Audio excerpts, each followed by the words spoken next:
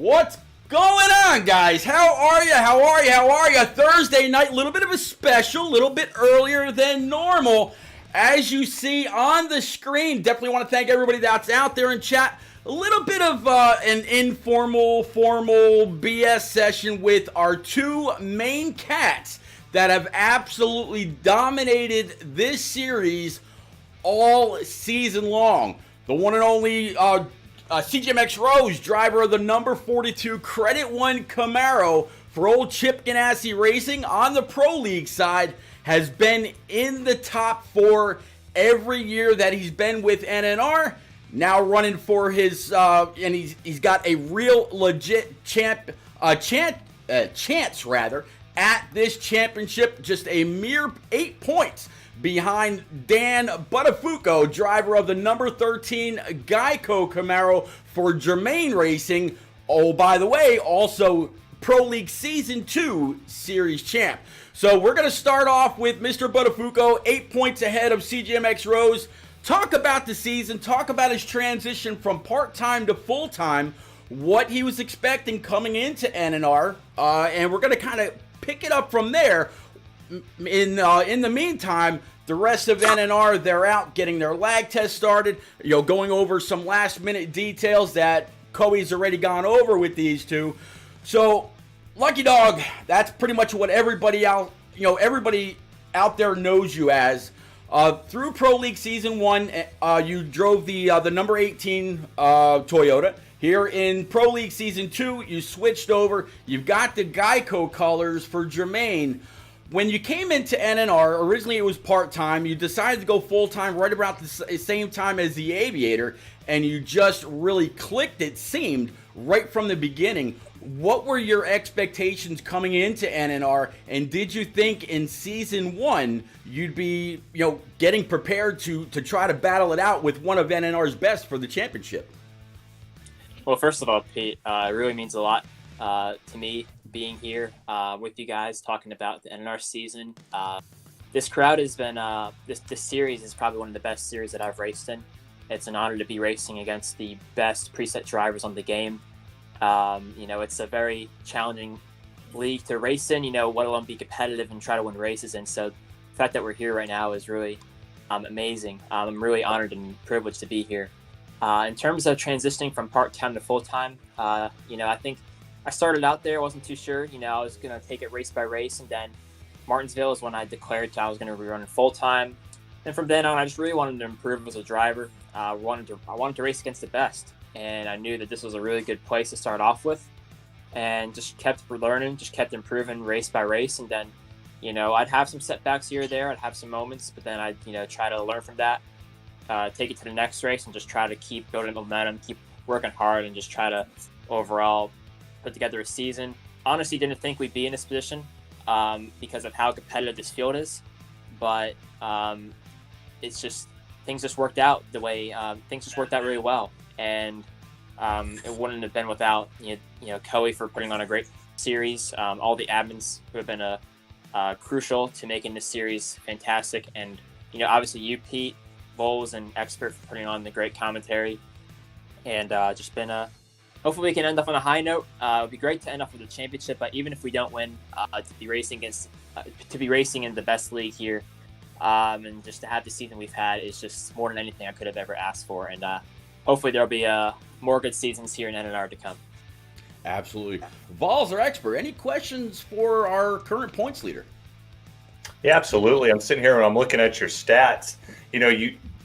You decided to go full-time out here. I mean, you come off with 8 wins.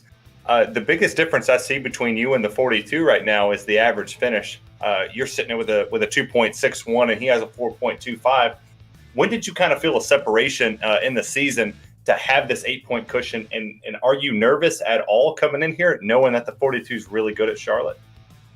Oh, you're always nervous in these scenarios. It's, if you're not nervous, then I'm not sure what's wrong with you. You're going to obviously get nerves, and I'm going to be a little nervous going into the race, but then once the race starts, it's just another race. And it's just really, all about making the most out of every opportunity and every stage, and just making the right moves at the right time. But, honestly, I mean, never really felt that there was a separation at all. It was always so close between us two, and even Aviator and Stout and Amore right there with us. There was never really a separation at all. They were just as good, if not better. They were always better, and I wanted to strive to be better than them. They're the reason why I keep pushing and have fun racing this series. So there's never been a separation. I've always felt that it's been very close. And that's what makes racing here so rewarding. You just have the best preset racers in the game, and I just couldn't be happier. And along with that, it motivates you. You want to get better, and you want to go into races, have fun, and put on the performances. And albeit the average finish, that's really good, but let's not forget, Rose has raced more races than me. So I think if I had raced the same amount of races as Rose, he probably most likely would have had a higher average finish than me. So.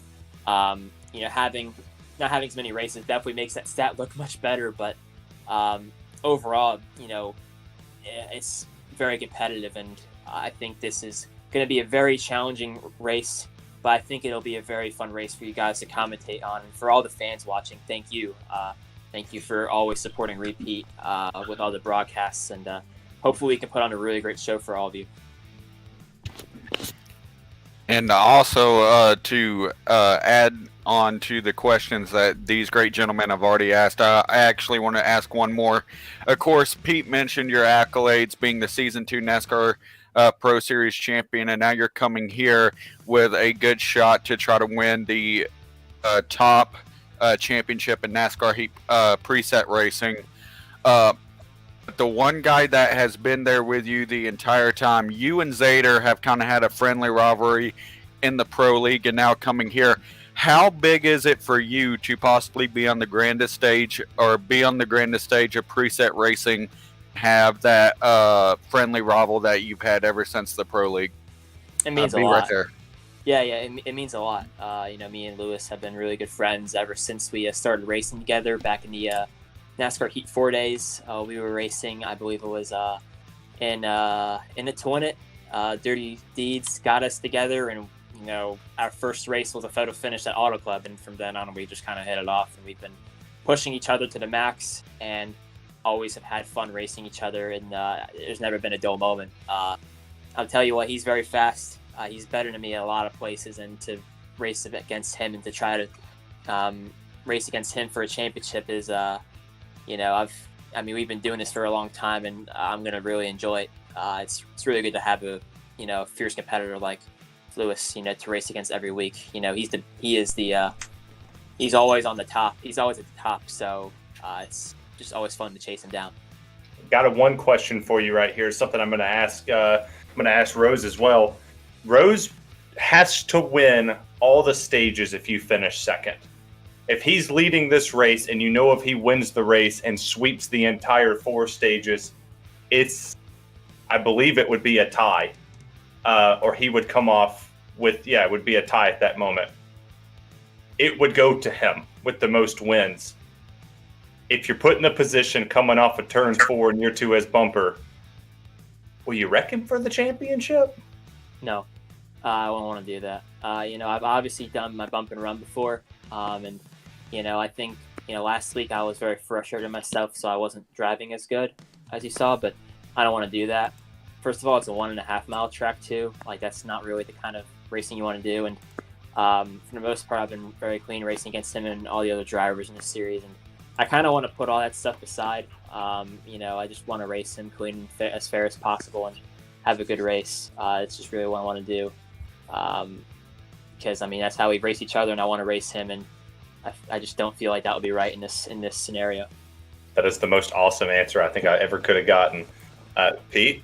Absolutely. Well, Dan, from the first time I met you outside the NASCAR Hall of Fame in Charlotte, where I offered to take a picture of you and your dad standing outside, up until now, very, very classy on and off the track. Congratulations, buddy. I know it's going to be one hell of a race. Looking forward to watching, looking forward to calling every single lap with these two gentlemen here in the booth. Good luck, sir. Thank you, and I just want to say, hopefully this isn't your last console broadcast, because you brought a lot of value to NNR, but also NASCAR Heat broadcasting, and hopefully this won't be your last, because you've done a great job, and hopefully we can see more from you in the future, because you've done a great job being a great ambassador for NASCAR Heat and just NASCAR racing in general. So, yeah, take care, bud. Thank you very much, sir. Mr. Zader, sir, CGMX Rose, as our buddy HD used to say all the time. But I've been calling your races and watching you get to the front or start up front for about, the last 2.5 years. From the D4C days, moving over into NNR. And, man, you just keep getting better and better. Last season during the championship race, it was you, the Aviator, Amore, Smoke, and Boehner. Even though you were having some problems, you were still up there with those four. They came off of turn 4 at Atlanta, 3 wide, right there with them all. Missed out on that opportunity. This season, you've got an opportunity just 8 points behind arguably one of the best in setups, proving himself here on the preset world as well. We know you're damn bad fast. Charlotte Motor Speedway, is it a favorite? Is this a track that you've had to put a little extra in during the week to kind of prepare? Or, man, are you already all in, ready to go, and going to try to just dominate every single lap? Yeah, I'm just I think I'm ready to go and go out here and hopefully dominate the race and be able to close the gap and get the championship. But, anything can happen, and Charlotte's definitely one of my favorite tracks on the game, so hopefully it's a fun race and we can get it done. Well, I'm sure that Credit One Camaro, that Chip Ganassi Gaming Credit One Camaro is going to look phenomenal up front. Hopefully, maybe Chip or his PR guys, they're going to, maybe they'll be out there or catch this at a later time and see what their pick from Pro League Season 2 is able to do among the best in the preset world. You've been nothing short but phenomenal. 10 wins on the season, all kinds of upfront driving. Most of the time it's been clean air on the front end of that Camaro. If Zader, I'm sorry, if Lucky is door to door, side by side in your deck lid or right in front of you, how prepared or how far are you willing to go for this championship if it comes to it? I mean, if it comes down to it, we might have to pull off some 3-wide moves here and there, but just like he said, it's a mile and a half. It's not really a track where you want to be bumping someone into a corner, and that's just not how you do it on the mile and a half. So I'm just going to try to keep it as clean as possible and just do what I got to do. Well, I'm sure old Papa Valley, if he's out there somewhere, he's going to be rooting you on. I messaged HD, told him that you're running for a championship tonight. Hopefully he'll tune in. I wish you a whole lot of luck. It's great to see you come from the kid you are from the kid you were to the driver you are. Good luck, sir. Mr. Balls. Yeah, Rose, I'm not going to repeat what a couple of our other buddies say in other leagues that you run in, but you've been pretty dominant across every series that you go into. You have a very good relationship with Lucky. You've been kind of short when it comes to getting an NNR championship, and I know this would probably mean a lot, but in your words, what would be in the 2021 NNR champion would mean to you? It mean a lot. I mean, last year I felt like I dominated a lot of the season, and just due to some technical difficulties, I just got the shot taken away in the final race.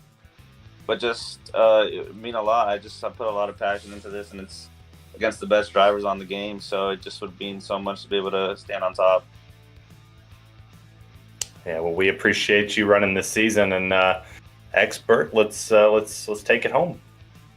Well, I also want to add on. I asked Lucky this question. I'm going to ask you the same. You won the Winter Heat Series Championship, I believe, as a part of the Pro League drivers.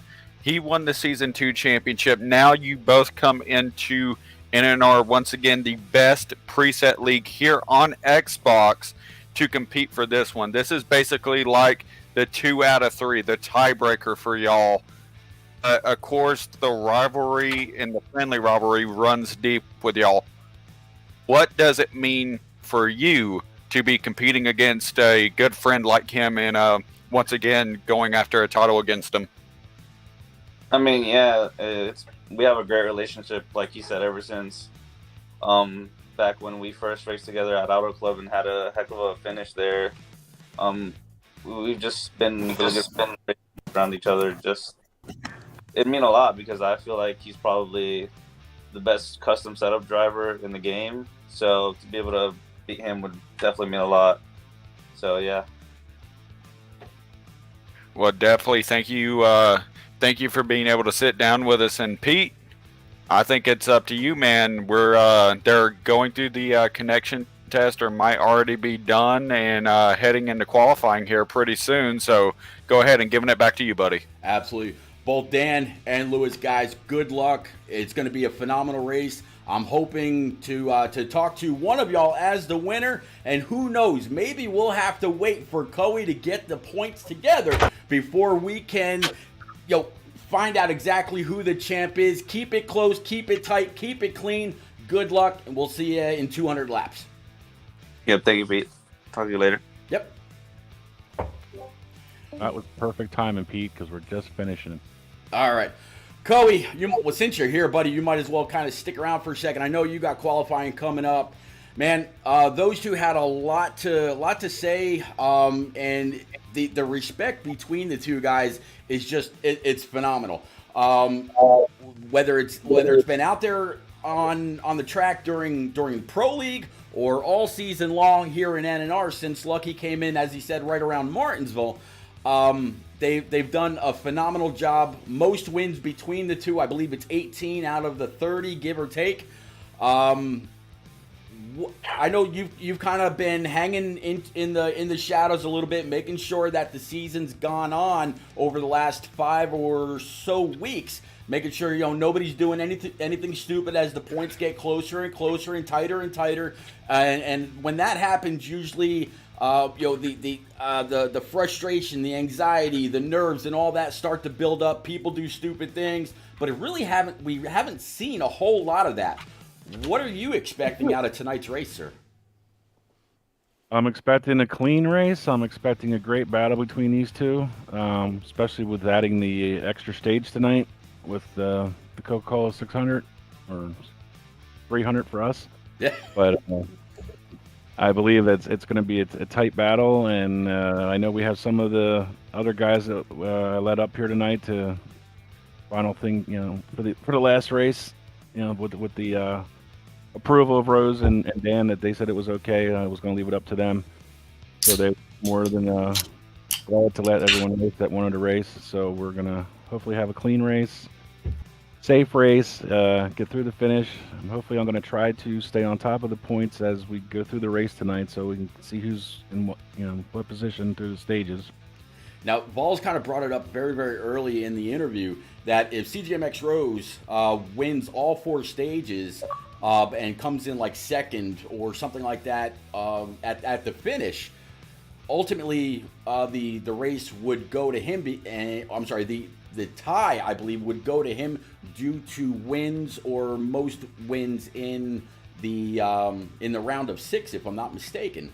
No, actually, I take that back, because Lucky Dog, I believe, won the first 3 through first 3 of the 6. So it'll be interesting if that scenario plays out with Lucky only 8 points ahead of Rose.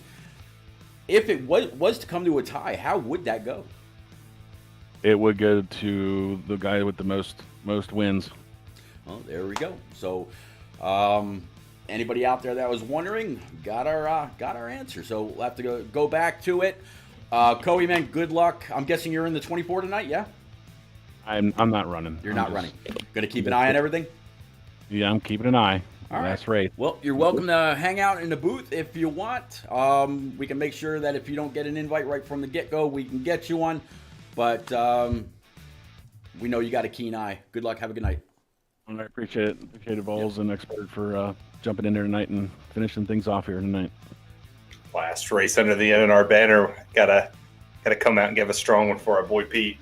Yeah, well, we news about that later too. All right, guys.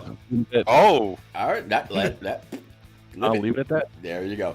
All right, so ladies and gents, while they go into their qualifying and all that, we're going to take a little bit of a break right here, and we'll leave you with the loading soon screen, and then come right back. I promise you're not going to want to stray far.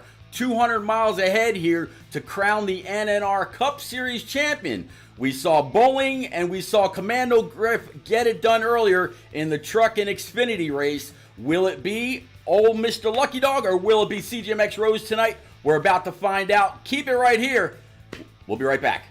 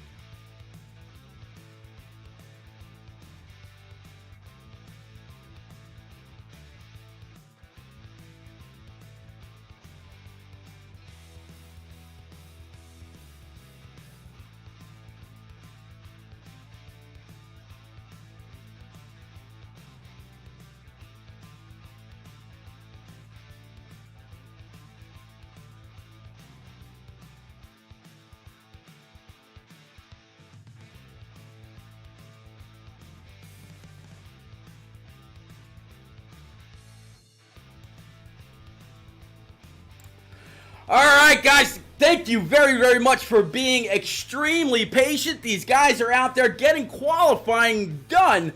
We will have at least one on board. I know the 19 of Cinepuse, he's actually made the field tonight, so he's going to go ahead and help us out with laps and fuel and wear, which has been a huge story all week long. Both the right front and the right rear. Could that, I mean, Pop Bear popped the tire coming out of 3 in the truck race and still went on to win his stage. Good job to him one more time. But if you would, everybody out there, please stand and remove your cap one more time. Let's give a big old thank you to Madison Rising for allowing NNR to use their version of the national anthem at the onset of every one of these races. I wouldn't want to use anyone else's anthem. It absolutely gets that blood pumping. Here we go one more time, guys. And you're exactly right there, Pete. We're going racing here for the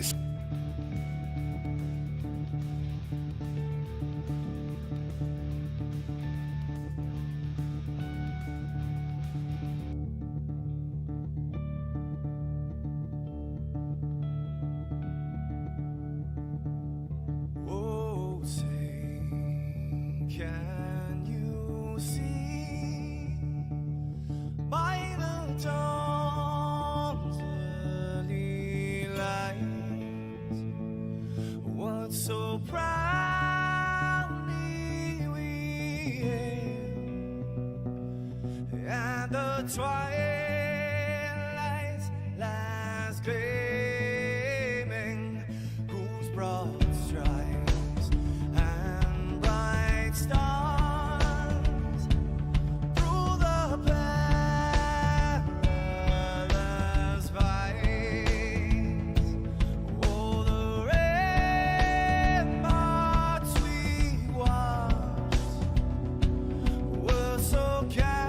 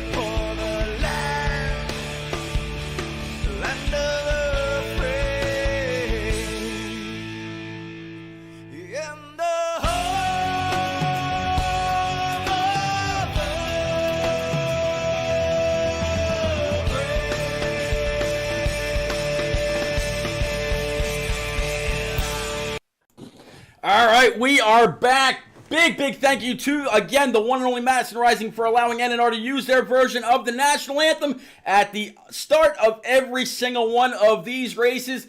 As I said before, I've chosen to kind of keep it just for the Cup Series, little something extra, little something special for the best of the best, although Stout Whiskey would tend to argue with me, saying that there are drivers in the other two series that could possibly deserve to be up here, but there were just so many spots to begin with when the series started. So, man, if you want to know more about Madison Rising, go on over to MadisonRising.com. Or if you're just a fan of the lead singer, Dave Bray. He actually goes by the name of Dave Bray USA. He's gone his own way, and he's got a whole lot going on over there. Also, give him a follow. Also, big thank you to Raise Energy, the one and only sponsor of this channel. I can't even say one and only, of course, because there is morethanAcape.org that's been along for the ride, whether it's here in NNR, American Ethanol, Turned Down for What, the E-Spark and versus NNR versus Shake and Bake that we did a long time ago. More Than a Cape, if you're out there, Capers, absolutely appreciate you, sir. But go on over to repsports.com, buy yourself whatever the hell you want, whether it's a great delicious can of zero energy, zero carb, full of energy, can of whatever. Go ahead and do that at checkout. Put in repeat 1975 for an immediate 15% off. I've got you taken care of. Vols Expert, y'all are in the booth. Great to have both of you here. Thank you once again for coming along with this amazing ride. About to kick this off. We got a chance to talk to old Lucky Dog as well as CGMX Rose head to head. Question for question. What did y'all think of their answers? Rose. I thought they gave great answers. Across the board. Lucky and Rose are very harsh competitors. They love to go out here and win. There isn't a race, whether it's Turned Down for What, American Ethanol, you name it, they're there, they're winning, they're putting up great numbers. I thought they both were respectful of one another. And to send it off in this fashion, Pete, this is the trio is over. Tonight is it. Last night for me, I don't know about Expert, I don't know about you, but I know that tonight is the very last time that I will ever be heard on an NNR broadcast. And, man, it's been a pleasure. It has been an honor to be with you and to learn from you. You got me moving on to bigger and better things. But I think tonight's going to come down to that final lap. I think Lucky and Rose are going to be right there. And they're going to be 1-2. I don't know which one. I'm not going to go putting my caps on or looking at my crystal ball. I think Lucky number 13 strikes tonight. Honestly, I think Lucky's going to do it, and it's going to be a heartbreaker for Rose again. I don't know, and I'll tell you. I mean, Expert, you can absolutely jump in. You've got the name for it. CGMX Rose, he's driving a 42. Did the 13 of Commando Griff possibly take all that mojo out of that number last night? It's meant to be unlucky. Quite contrary to driver 13's name. Do you think the 13 or are you thinking the 42 tonight, buddy? Well, right now, looking over what's happened in the past few races, race 28, Richmond, Lucky Dog won. Race 29, Rose won. They're both coming in with the momentum, but when it comes to championship winning momentum, Lucky Dog, even though he has the points lead, the one that has won the most recent title, that's CGMX Rose. He won the Winter Heat Pro Series compared to Lucky Dog winning the Season 2 NASCAR Pro Series championship. So I think Rose is on a great path to try to go up there and win tonight. He's proven at races like this that he can do it. He won Darlington at race 24. He won Pocono, two tracks that are very draft dependent, very technical like Charlotte. He's won the two most like this track in the last 10 races. So I really think and also Texas as well. So he has won similar tracks, similar style tracks, and I think Rose will have a very good night tonight. He's going to be the guy I'm putting my money on in that 42 Chip Ganassi Chevrolet. Man, I tell you what, with the history that CJMX Rose has, I'd like to see him go ahead and finally get it done here in NNR. The old Earnhardt adage, 20 years of trying, 20 years of frustration. CJMX Rose, 4 years of trying, 4 years of frustration, got damn close last year, wasn't able to get it done. Guys, we're going to go through the field one more time. Driver 13, Lucky Dog on that pole. Number 9, a more smoke to the outside. Behind those guys, got the 2-car ever popular Stout Whiskey to his outside. Best, or one of his friends anyway, driver 22, also a guy that needs no introduction, old J-Pa. Then we got the 95, a Jose 95, the 17 of Master Killer, 42 of CJMX Rose, 38 of Fatless Dig, 36 of Boehner, great to see him on track, 47 in that Kroger machine, Augustus, 4-car Natty Dread, 41 of Dan the Lawn Man, 16 of NNR Trip, 43 of LXTX7, 1 car of NNR Monster, 8-car TGM Beast, 21 of my Silent Hunter Old Parzival, 19 of Cinepuse, 27 of Captain, 24 of Coey. Guys, they're going to go ahead and do it again. And we will do it They're going to go ahead and do it again. Vols, you got the opportunity to give your tribute, and I'm so happy the Cup guys are doing it. Pete, you have been such inspiration to our entire community, man. You have put 4 years of your heart and soul here in the NNR, and to do tributes like this to a person that has given so much to this community, to so much to guys that took so much in from you, like me and Vols, that you have taught us so much to lead us to bigger things, and to give the exposure and attention and everything that you have given to NNR. It is absolutely an honor, a privilege, and a pleasure to call this last race with you this season. These guys, I know they appreciate everything you've done, man. And I mean, I'm fighting back tears right now just because you've been like a brother to me, and I know these guys feel the same. I mean, just thank you. There's nothing else I could really say besides thank you, and I can't say that enough either. Yeah, man, I tell you what, this community has been home. I said it on Tuesday night. Ever since HD Motorsports allowed me into the booth to learn from him, the one that I call the best. We did this kind of a tribute for him when he was letting go of the reins to me, when he felt confident enough in me to be able to call these races. And man, HD, if you're out there, if you ever watch this, thank you very, very much, buddy. I owe you a lot. You taught me a whole bunch. Coey, you're leading these guys around. Man, thank you very, very much for entrusting your, all these broadcasts. And I just hit over 250 broadcasts here, mostly in NNR. And man, I would not want to be anywhere else. And I stress that.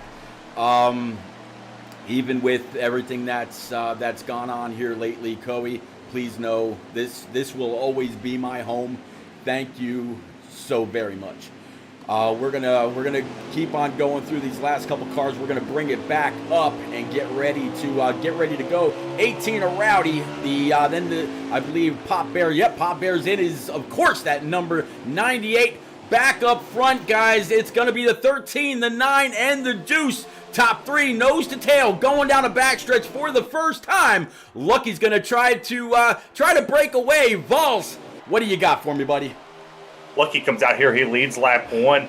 You saw that the 42 of Rose, he kind of struggled in qualifying, started behind some guys he normally doesn't start behind. But you have the 13, the 9, the 2, and the 22. 42 has worked his way into the P5 position. The battle of the championship can come. Nobody can clinch the championship unless there is there's a disaster of some sort. We would need the 42 or 13 to have a absolute nightmare of a night These two are going to be up front all night long, and hopefully by the end of this race, before we end the stream, we know who the champion is. I tell you what, Expert, on Monday night, J-Paw went on to go ahead and just dominate that race. So far, he's sitting in P4. Last night, he barely fell out of the top spot. He's going to go ahead and challenge the two with Stout Whiskey down low. He'll have a line into 3 and 4. 3 and 4 is just a little bit tighter than 1 to 2, so he'll have to check up some. 2-car Stout Whiskey comes on down, shuts that door. Move J-Paw up to P number 3 behind the 9 of a more smoke. I'd love to see that 9 get it done tonight and see that 13 and 42 really have to battle it out. So far, nobody's pulled ahead. They've got this line. They're on the normal draft. Of course, as always, 2 times wear, 2 times fuel. I would love to see that double deuce also possibly get it done. It would be amazing to see him get 2 out of the 3 races and show everybody, hey, man, I can win at Dega, but, man, I can get it done at this place also. Yeah, he absolutely crushed the field a couple nights ago. And last night he missed. He had a Tom Brady moment. He forgot what down it was. He forgot it was the last lap. He also forgot who the leader was. He thought he was chasing the 3. He was chasing the 9. His teammate in the J-Paw Militia. Now he finds himself in P number 3. Now there's a battle for 4th. Here comes the 42 to the outside. He takes over P number 4. The championship guy in 2nd is making his way through the field, Expert.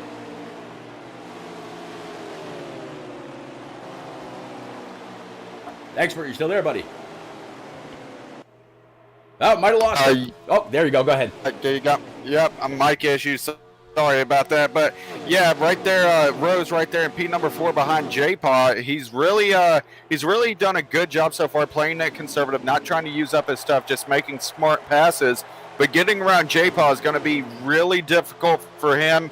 Of course, J-Paw, like you mentioned, he dominated the truck race here the other night, and trust me when I say he was hard to fend off. He was hard to get around. Trust me, like I said, in my time in the lead in that race, I mean, whenever he got to me, there was no stopping him. He is going to be a tough competitor up there. Also going to carry that over a driver that you're a big fan of, Pete, a more smoke right there in 2nd. He looks very fast, very competitive tonight. He has put the pressure on our points leader right now, Lucky Dog, as he is all over his back bumper there in P number 2. Absolutely. Behind the 42 is, of course, the deuce of Stout Whiskey. Stout sent me a little bit of a message before all this kicked off. I'm really going to be watching for that deuce to go ahead and work his way up front. He sent a little bit of a message through Discord last week. Felt like he got used up quite a few times. I think Stout, last race of the season, possibly the last race of NNR. Will Stout use every muscle in his body to muscle people out of his way? Who knows? Right now, sitting in P5, as you mentioned, the 9 of a more smoke, he's been all over the back bumper of that 13, has not let loose once. Vols, with the way that these guys look like they're pushing, we saw right fronts and right rears really be an issue during the trucks and Xfinity race. With these guys pushing like this, do you think it's going to be an issue here? Or is it a slider thing? Whoever starts lower on the slider versus high on the slider will show up one way or another. I think it's going to come down to just the wheel. The guy in 1st and the guy in 4th all have a Fanatec set. That's the big difference here. But Pete, there would not be an NNR broadcast, and it definitely would not be the last broadcast if you didn't have the wrong flag up. You're confusing them with the final stage. I did it again. I did it again.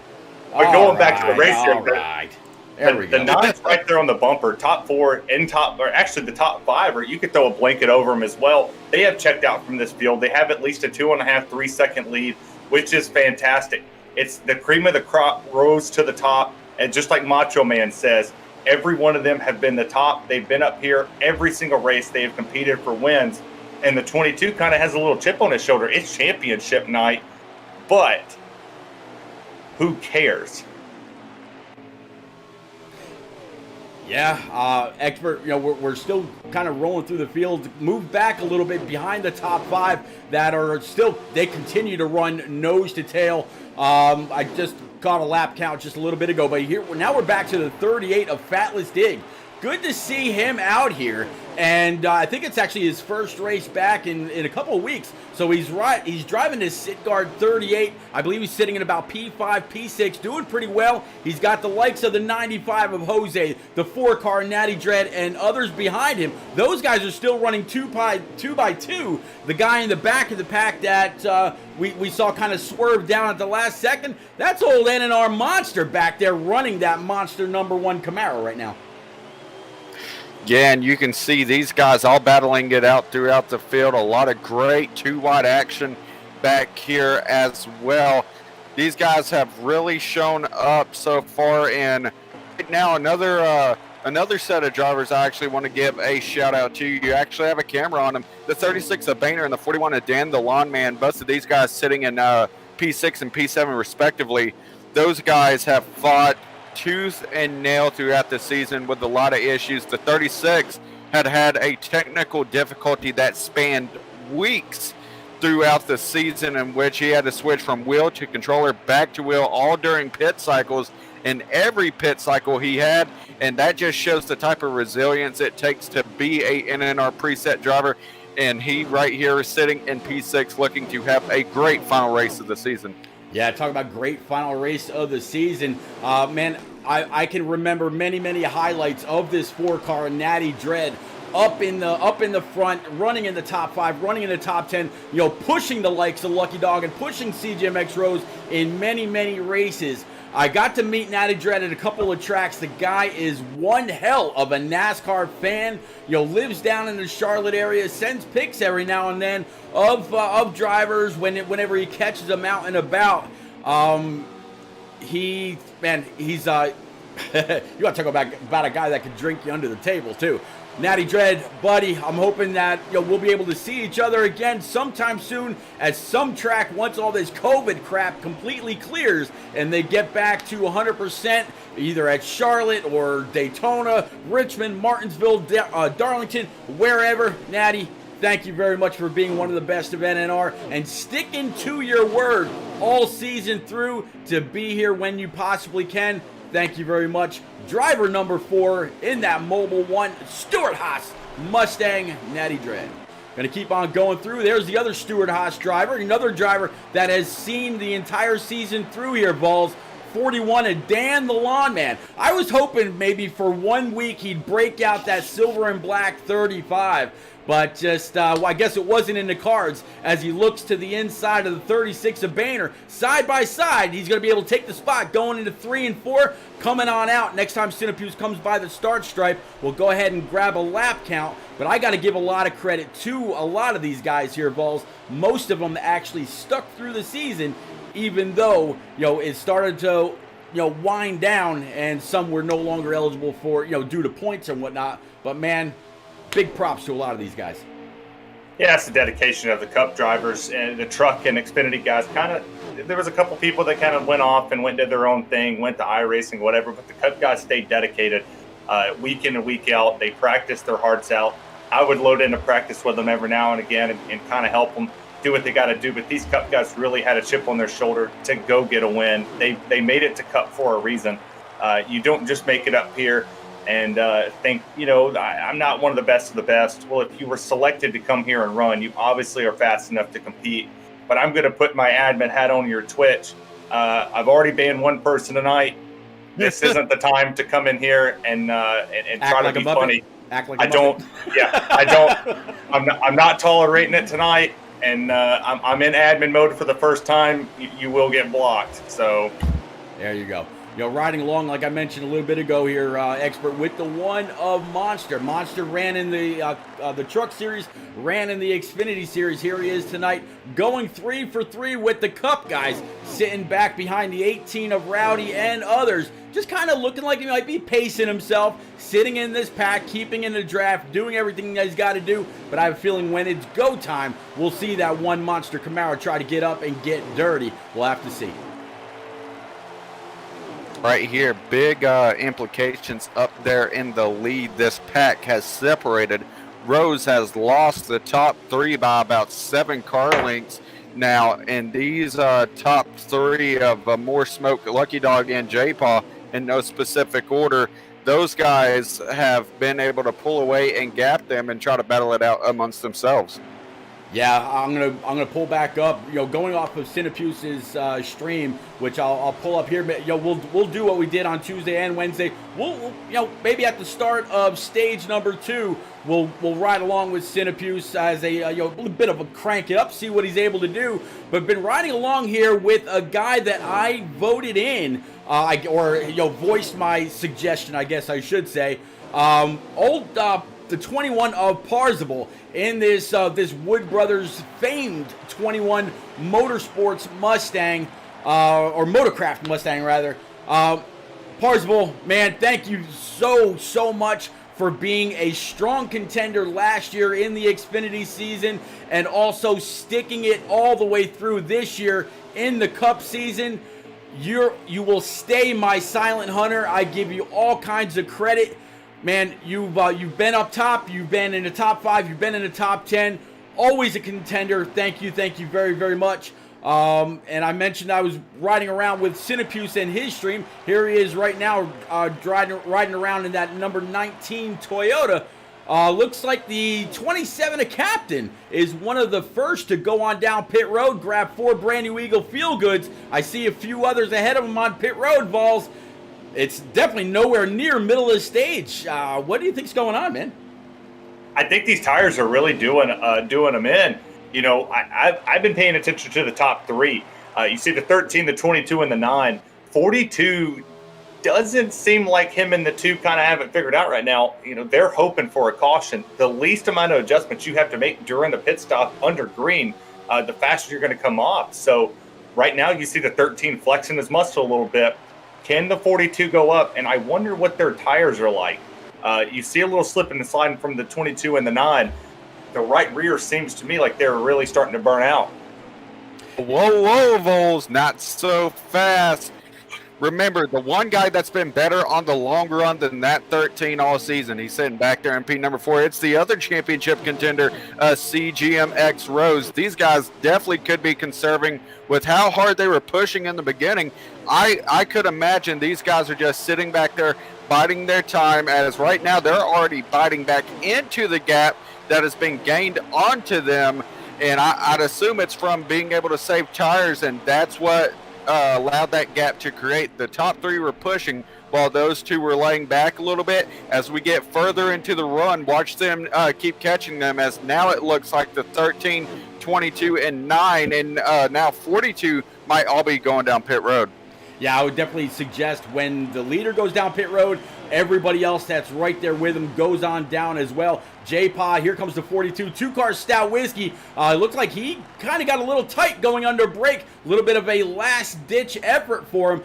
But you see the gap that the 13 has back to the 22 rather. That's going to lead to about a good football field length once they get back out on track, if not a little bit more. Meanwhile, the 2 and the 42, depending on what the RNG of the game is like, when they come off pit road, they may be nose to tail. That could help them. But all week long, it really seems like Clean Air has been the place to be. Charlotte can be tricky like that. Queen City, we're still sticking right here. Here comes Rose. Here comes the 22. Here comes the 2. 13, though, he's going to have that little bit of a gap. He's going to be able to get on the gears. And I mentioned last night as well as Tuesday night in Heat 5 that shifter absolutely matters, because you can get up and get gone about a tenth faster than anybody else while they're still on pit road. Oh, 13 pulled away right there coming off the exit of pit road. He has dipped on the 22. 9 is nowhere to be found. I think he pitted a lap later than the 13 and the rest of these guys. You brought up that the 2 and the 42 might have been saving a little bit.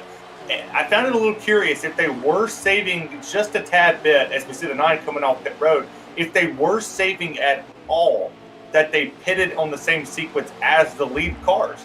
The 9 stayed out a little bit. He's going to find his way back in 5th, but the 22 stayed there. 42 went to 4th, and the 2 jumped up a spot. So it's kind of a balancing game here, but the 13 definitely has the strongest car of the night. Yeah, right there with the strategy that those guys might have been playing, it could have got just a big ace in the hole there for the 13, because you want to be able to follow the leader down. That 42 and 2 were probably hoping for a long run game right there to try to see if they could do anything to try to run down that 13 on the long run, but they knew they could not stay out on older tires, so they tried to probably cut at the same time and try to see if they could be heavy on the brakes. That's why the 2 had such a tough time getting down, as he was trying to gain time by braking later into the pit entry and trying to gain time there. But as you can see, that didn't really help them, as the 13 was able to get out a pretty sizable lead here as he moves into lap traffic now, passing under the 47. But these guys, the 22, 2, and 42, they're all together. The question is, can they work together now and see if they can't eat into that gap that the 13 has in clean air? Well, this 22 of J-Pie, he's leading this 3-car train. He's got the Deuce of Stout Whiskey right behind him, and then the 42 CGMX Rose. Bit of a gap back to the 9 of a More Smoke. I was riding along with that 13 of Lucky Dog as he came up across the 47 of Augustus, and he was absolutely using whatever little bit of a draft that he could, diving down into those corners and coming off really, really hard, making up a whole lot of time. The 13 is still your leader. I'm guessing all of the pit stops have been completed, fully cycled through. It'll be absolutely interesting to see if this 3-car train, with just about 13 laps to go, can pull their way back up to that 13. We've seen Clean Air dominate this entire week. Vols, do you think J-Pop can pull him up there? He's been quick all week too. Yeah, I think he can, but the way the points are sitting right now, if the 42 finishes where he's at in P number 3, he's going to go to a 10-point disadvantage, and he's going to need a 13 to slip up. I'm very interested to see. He got around the 2. He's trying to jump around the 22 right here to try to get in second, and maybe he can lead this line up there. The 13 has no help whatsoever. He's all by his lonesome. So whatever these guys can do, they need to push as hard as they can as the 22 tucks in behind the 42 down the front straightaway and push them across the line to 12 to go. The 42 has to have his eyes on the prize, because that's a championship slipping away. Yeah, Rose now up to P2. He's going to come across that 47 the same way that the 13 did, but the 13 was on newer tires when he was really diving that car down into the corners and muscling his way up off. So we'll have to see. We've seen tires be a factor all week long. So just when that 13 was really, really fast, he was able to catch up to the lap car, put him a lap down. So far, it looks like Rose has not been able to keep that bottom line. He needs more than that 14 to 16 seconds to get all of his adjustments in. When we talked to these drivers in pre-race, Rose said he feels really, really good about Charlotte. I'd love to talk to him right now. We're not going to go ahead. We're not going to pull him. But, man, I'd love to know exactly how confident he feels and what adjustments he's planning under these longer stage breaks that are only laps away. And right here, when it comes to those stage breaks, he has to take full advantage. But right now, the issue for him is knowing that these guys are battling. There's a good chance, unless a caution comes out, that he will not be able to get there to P1. So what does he have to do? Well, he has to put himself in the best position to get points, and that is to finish second right behind Lucky Dog, to see if he can't make that 13 have a slip up later in this race, whether in the second, third, or last stage. So the door is still wide open for either of these guys to capture the momentum. Right now, it looks like the 13 of Lucky Dog has it, but we still have 3 more stages to go there, Pete. Yeah, Coke 600 built with 4 stages in it. Each of these stages, it's like 49, 49, 49, and then 52. Again, the last stage always the biggest. And yeah, they are going to have to be on their game all 200 laps to find out who the winner is going to be. We talked to Coey also in pre-race, and he said he was going to try to stay on top of points all throughout. He was also going to kind of keep a close watch on everything that was going on. Make sure that there's no manipulation, no over-aggressive driving, nobody blocking the the leaders and doing any of the things that could really take or make a championship from one or the other. Two-car stout whiskey, he was able to get on by the 22 as well as the 42, and he's actually been able to get a little bit of a gap on those guys. Yeah, he's absolutely put a gap on him, and right now the 9 of Amore Smoke has caught back up to the tail end of the 42. Guys are in there calculating the points. If he's to get passed by the 9, that's 12 points of a gap that the 13 would have on the 42 as they run right now, and the 9 did clear him. The 9 jumps up into P number 4, move the 42 back to P number 5. Every point and every position matters tonight. The 42 has to go into another gear and get back up there and try to catch this 13 because he needs to be winning and hoping that the 13 gets caught up in traffic. Man, you're not kidding, expert. This 9 of Amore Smoke, he missed a couple of races ago. Worked really hard during the day. Came home, fell asleep, and was completely pissed off at himself that he missed a race, missed out on a bunch of points. And as much as everybody tried to get him up and going, it looks like he's really up and going on that wheel. As a few people might say, elbows are up. Looking underneath the 2 of Stout Whiskey, move that number 9 up to P2. Second in points here in stage number 1. 4 laps remaining here, guys. And with now 3 laps remaining as Lucky Dog crosses the stripe, that's how big of a lead he has now with 3 laps remaining. These guys are going at it. Contact between the 9 of Amore Smoke, 2 of Stout Whiskey. You see the 42 looking to make it 3 wide right there, but the 2 of Stout Whiskey slams the door. Contact right there between the 2 and 22 at J-Paw. And you could see Rose talked about it in pre-race that he may have to make some 3 wide moves for points. He may have to give a little bumper here and there to make those moves. And it looks like he forced the issue to get under the 22. Now moving into P4 right here at 2 to go, 1 to go this time by in the stage for Lucky Dog and everybody else here in the field. Right now, Rose only has 1.5 laps at this point to go up there and see if he can get in second and see if he can try to stop the bleeding a little bit as we move to the end of stage 1. Yeah, Vols, the 22 of J-Pod, very strong. Earlier on, he was second, he was third. Now back to P number 5, 42 CJMX Rose. He sees the 9 and the 2 of Stout Whiskey running side by side. This is his best chance to try to pick off at least one spot while they're racing like that, because ultimately one of these lanes is going to open up unless the 9 of Amore Smoke has enough under the hood, making a little bit of contact with the 2. That's exactly what the 42 needed to see. They're going to continue to beat and bang. That's going to be the end of stage number 1. I'm not sure who came in second right there. Very close between the 2 and the 9, but Lucky Dog went ahead and cemented P1 in stage 1. What a phenomenal drive by those guys. If you're new here, of course, we're going to take a quick little break so we can all grab something cold to drink. I got a bottle of ice cold Rays sitting right here. Let's go over to nnrleague.com. Take a look at. Actually, no. Let's show you how to follow NNR. Let's try that once. Here we go.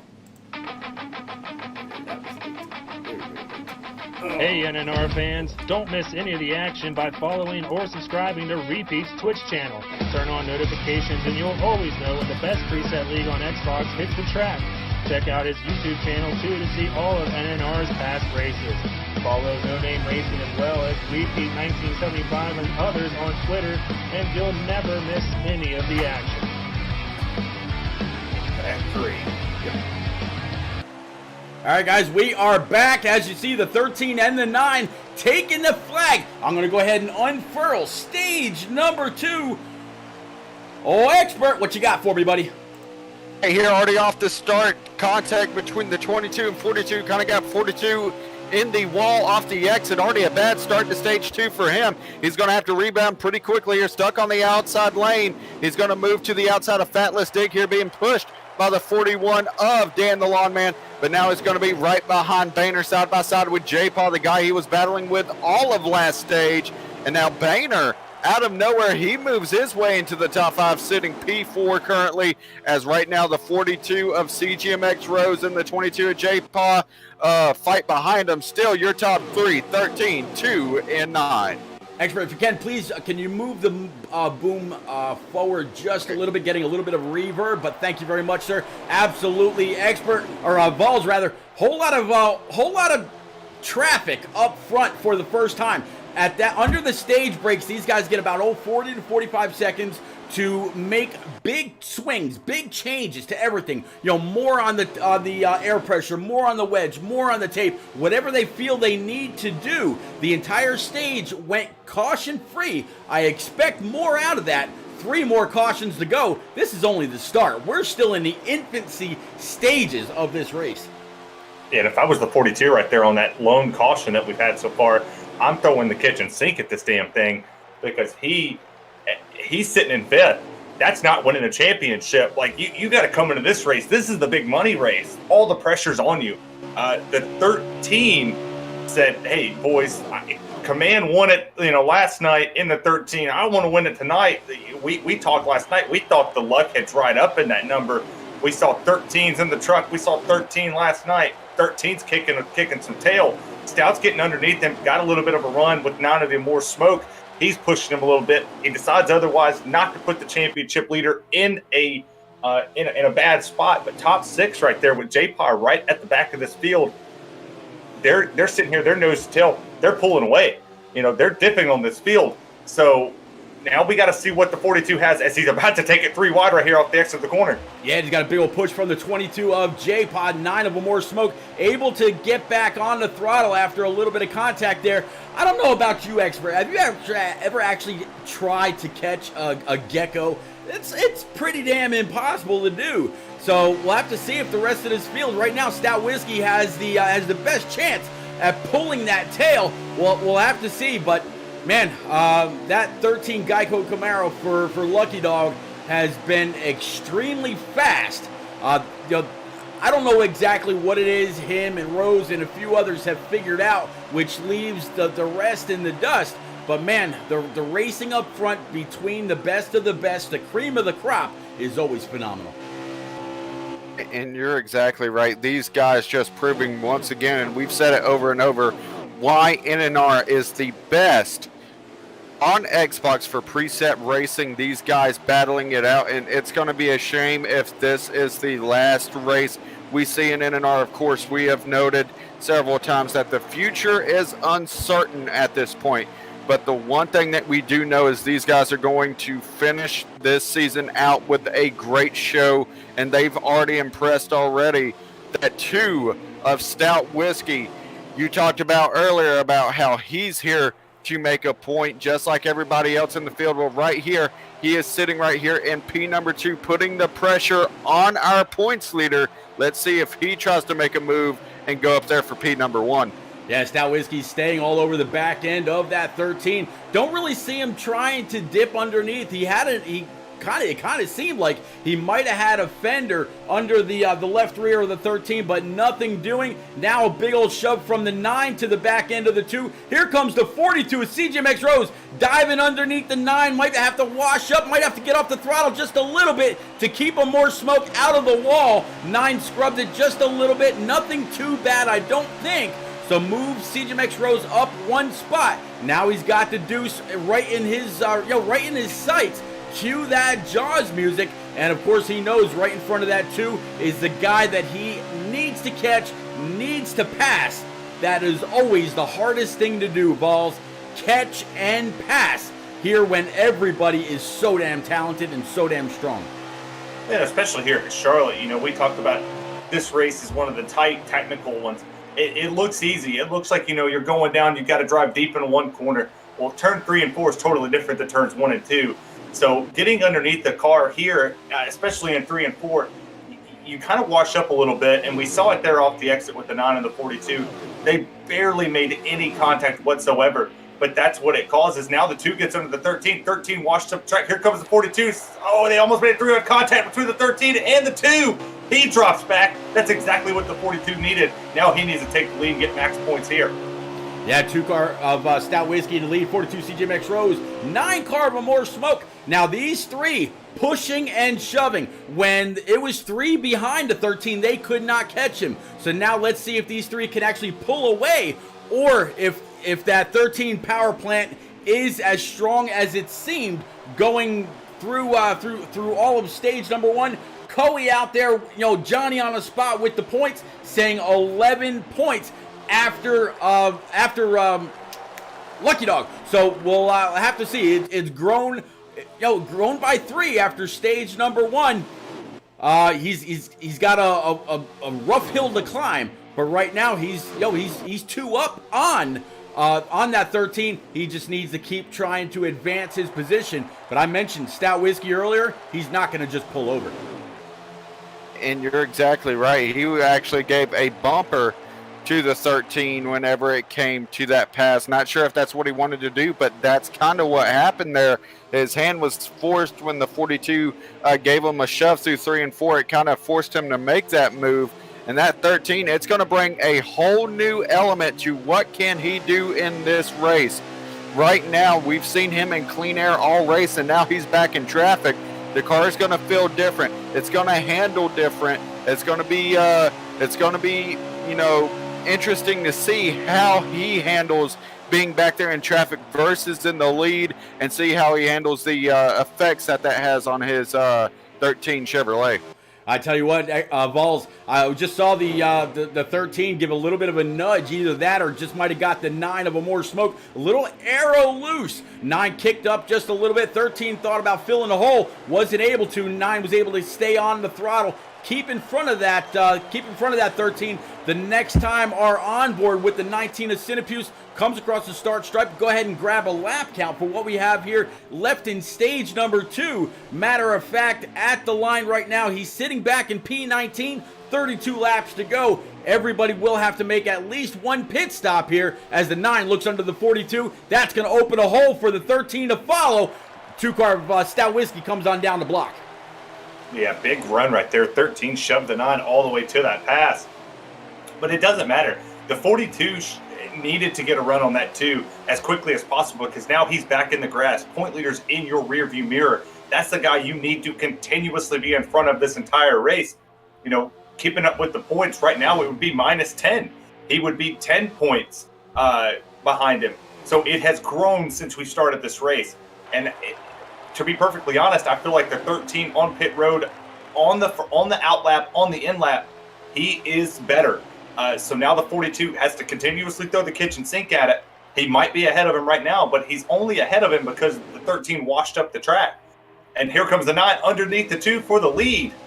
Yeah, 9 of a More Smoke got under the 2. Looked like the 2 washed up just a little bit, and that broke the momentum of the 9. He seemed like he was pretty much glued to the back bumper of Stout Whiskey. 9's going to be able to pull on back in, but here comes the 13 of Lucky Dog underneath the 42 of CGMX Rose. That's going to undoubtedly put him back to P number 4. So he's gone from P2 back to P4. Again, he's lost a spot. But the 2 car Stout Whiskey staying strong, keeping that Ford Mustang in the win. He's got a Camaro in his rear view. Actually, he's got 3 Camaros right up his trumpet, as our good buddy Rick James would say. 9 of More Smoke, diving it down, going through 3 and 4, expert.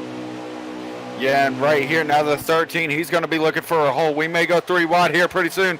He gets slammed, he gets the door slammed on him by the 9 of More Smoke, still looking to try to find a fender there under that 9. He's not going to be able to do it. Rose follows them all the way through as the 2 of Stout Whiskey moves back to P4. Rose now into P number 3, and the question is he going to push that 13 to the lead? The 13's looking for a spot, or is it a smart move for that 42 to try to get by him before that move happens? Vols, you've been in this position. We both have over our careers. What is your idea about what that 42 needs to do right here? Do you help him get back to the lead, or do you concern yourself with passing him and trying to get to the lead by yourself? At this very moment, I'm praying, if I'm the 42, I'm praying that something happens to the 13. No bad luck, but you kind of think at this very moment, the 13 has shown his strength. Maybe a speeding penalty. Maybe something happens that, he's on pit road for a little bit. He has a little bit of damage.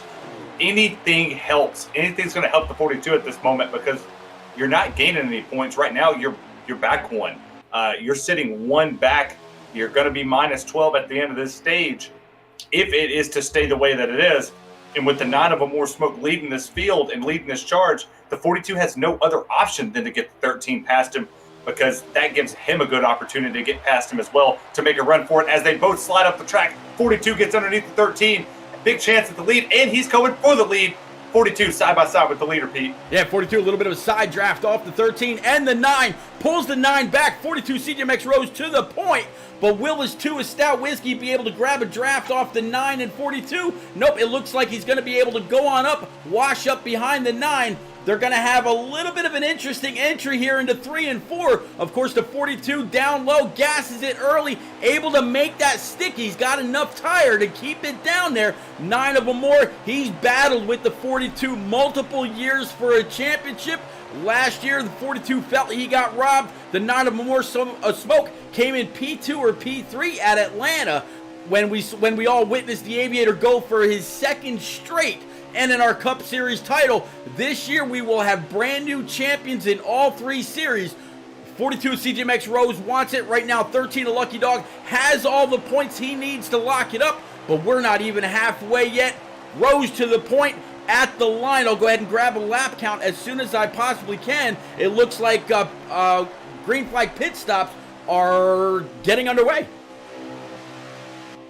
And right here with those guys going on pit road, the big question is, when will these leaders follow suit? Right now, you know that 13 is eyeing a chance to short pit that 42 and get out and clean air.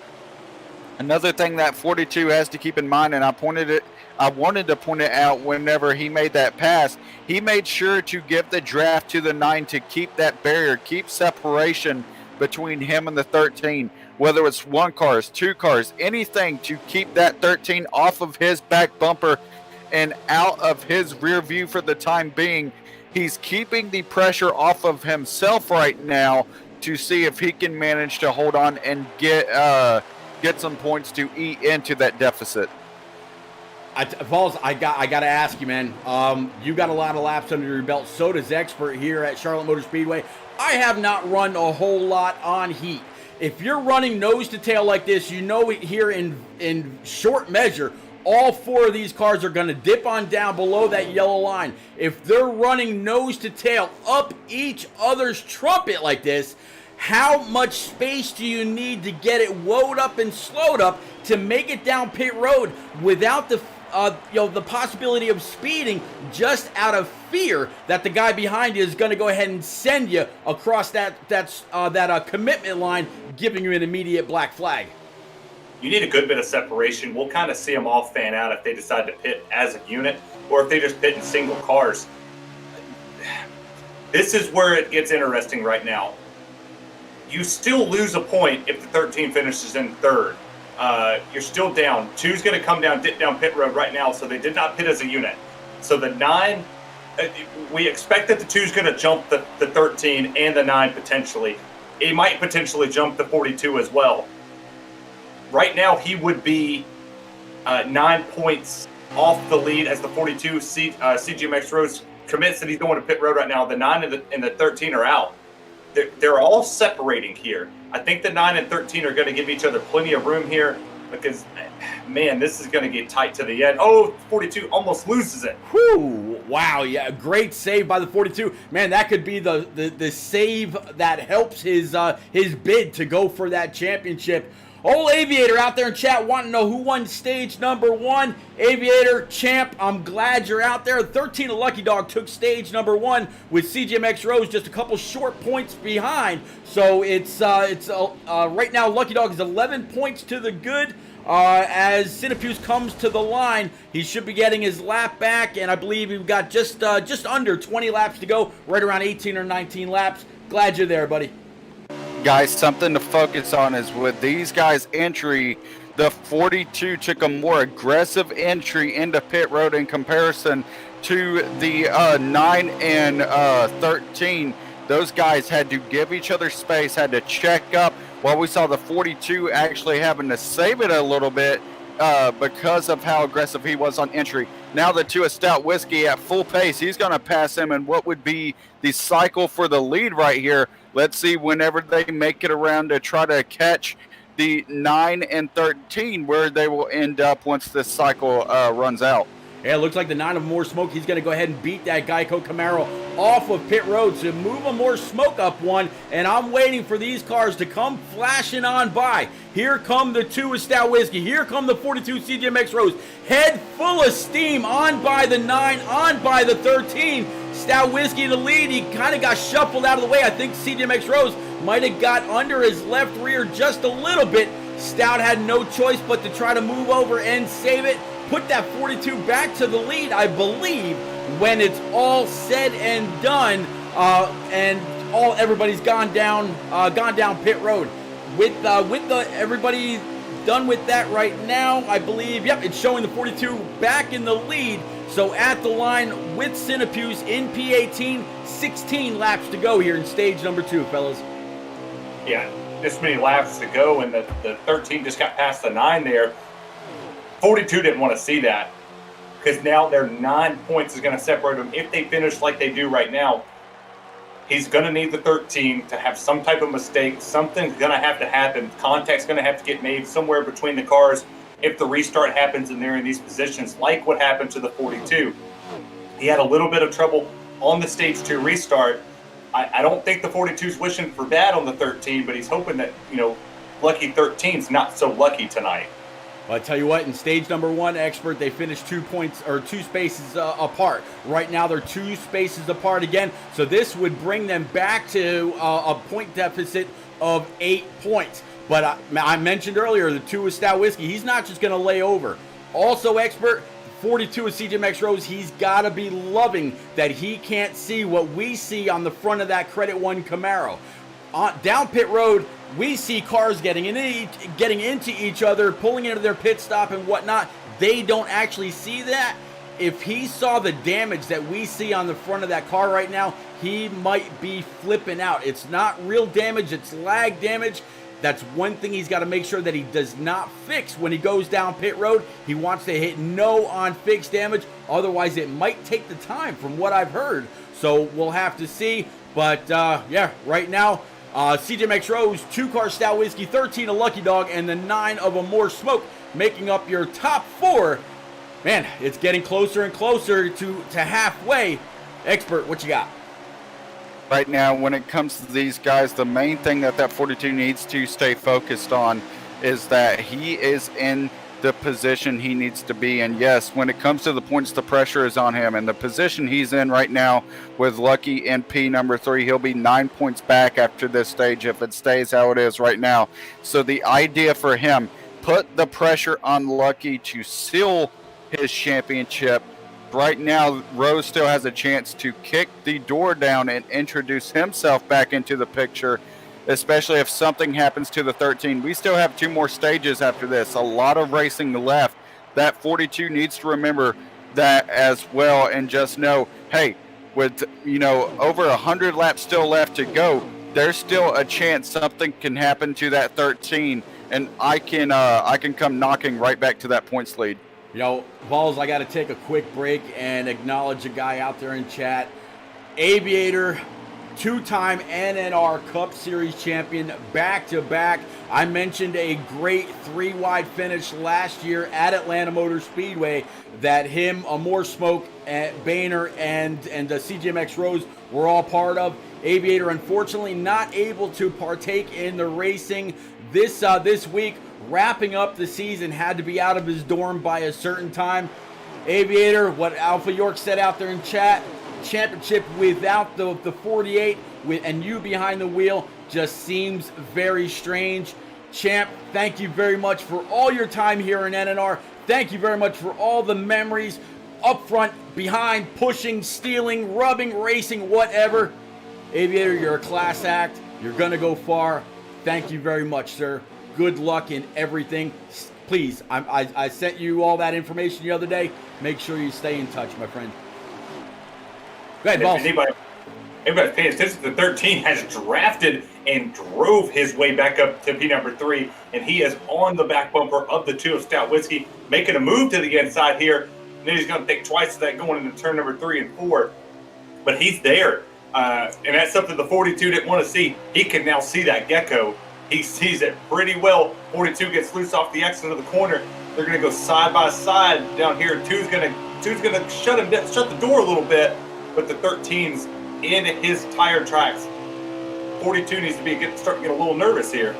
Yeah, expert. The 2 seem like he has a little bit of an issue keeping that deuce pinned to the bottom line going through 3 and 4. I think the 13 right here, he's just going to go ahead and flat send it. Try to get underneath the 2. The 2, if he was able to check up in normal time, might have a run off. No such luck to move the 2 back to P3. That Geico Gecko all over the back end of this Credit One Camaro for CGMX Rose. The guys that have battled first and second, it seems like all season long, expert, now battling for the top as they go side by side down the back stretch, going into 3. And here we go. I was about to say, I thought I heard some here kitty kitty, but no, now that 13 right there, these guys are battling, and imagine a finish like this. That one was too close to call at the line. These guys side by side in 1 and 2. The 42 gets the entry. 13 battling on the outside. The 2 looking to go down and help the 42 there on the bottom. Here we go. Down the back straightaway. Still even. The 42 with help. Here we go. Back down into turns 3 and 4. And that 13 is just holding on to the high side. Being able to side draft down the straightaways. It's going to be another close one at the line. And I can't even tell who would have gotten it, but right now the 42 is trying desperately to hold on to this lead as we get nearing the stage end. I tell you what, Vols, this high line action for the 13 has got to be eating up on that right rear. It's got to be. He's doing everything that he possibly can to stay even or right with or right behind the 42 of Rose. The 2-car Stout Whiskey, he's had a nose under. 42 looks like he might have got a little loose right there. Put that 13 back to the outside through the tri-oval. I'm going to go ahead and grab us a lap count here as quick as we can. Laps absolutely counting down. Looks like maybe 2 or 3 to go. As it looks like the 13, he might have a little bit of an edge on the outside. 42 side drafting that Camaro all the way down the backstretch into 3 and 4, still side by side. Vols coming off 4. These guys are putting on one hell of a show. This is what a championship battle looks like. This is how it should look like. Absolutely, side by side down here. The 2's giving the shot to the 42. He's trying to propel him past that 13. But the 13's hanging tough on the outside. This is the type of racing we were looking for. They are still side by side. 13 gets a great run off the exit of turn number 2. Going into 3 and 4, it's going to be a drag race to the line. The 2's not giving much. Oh, the 42 washes up the track. 13's going in the wall. Hard in the wall.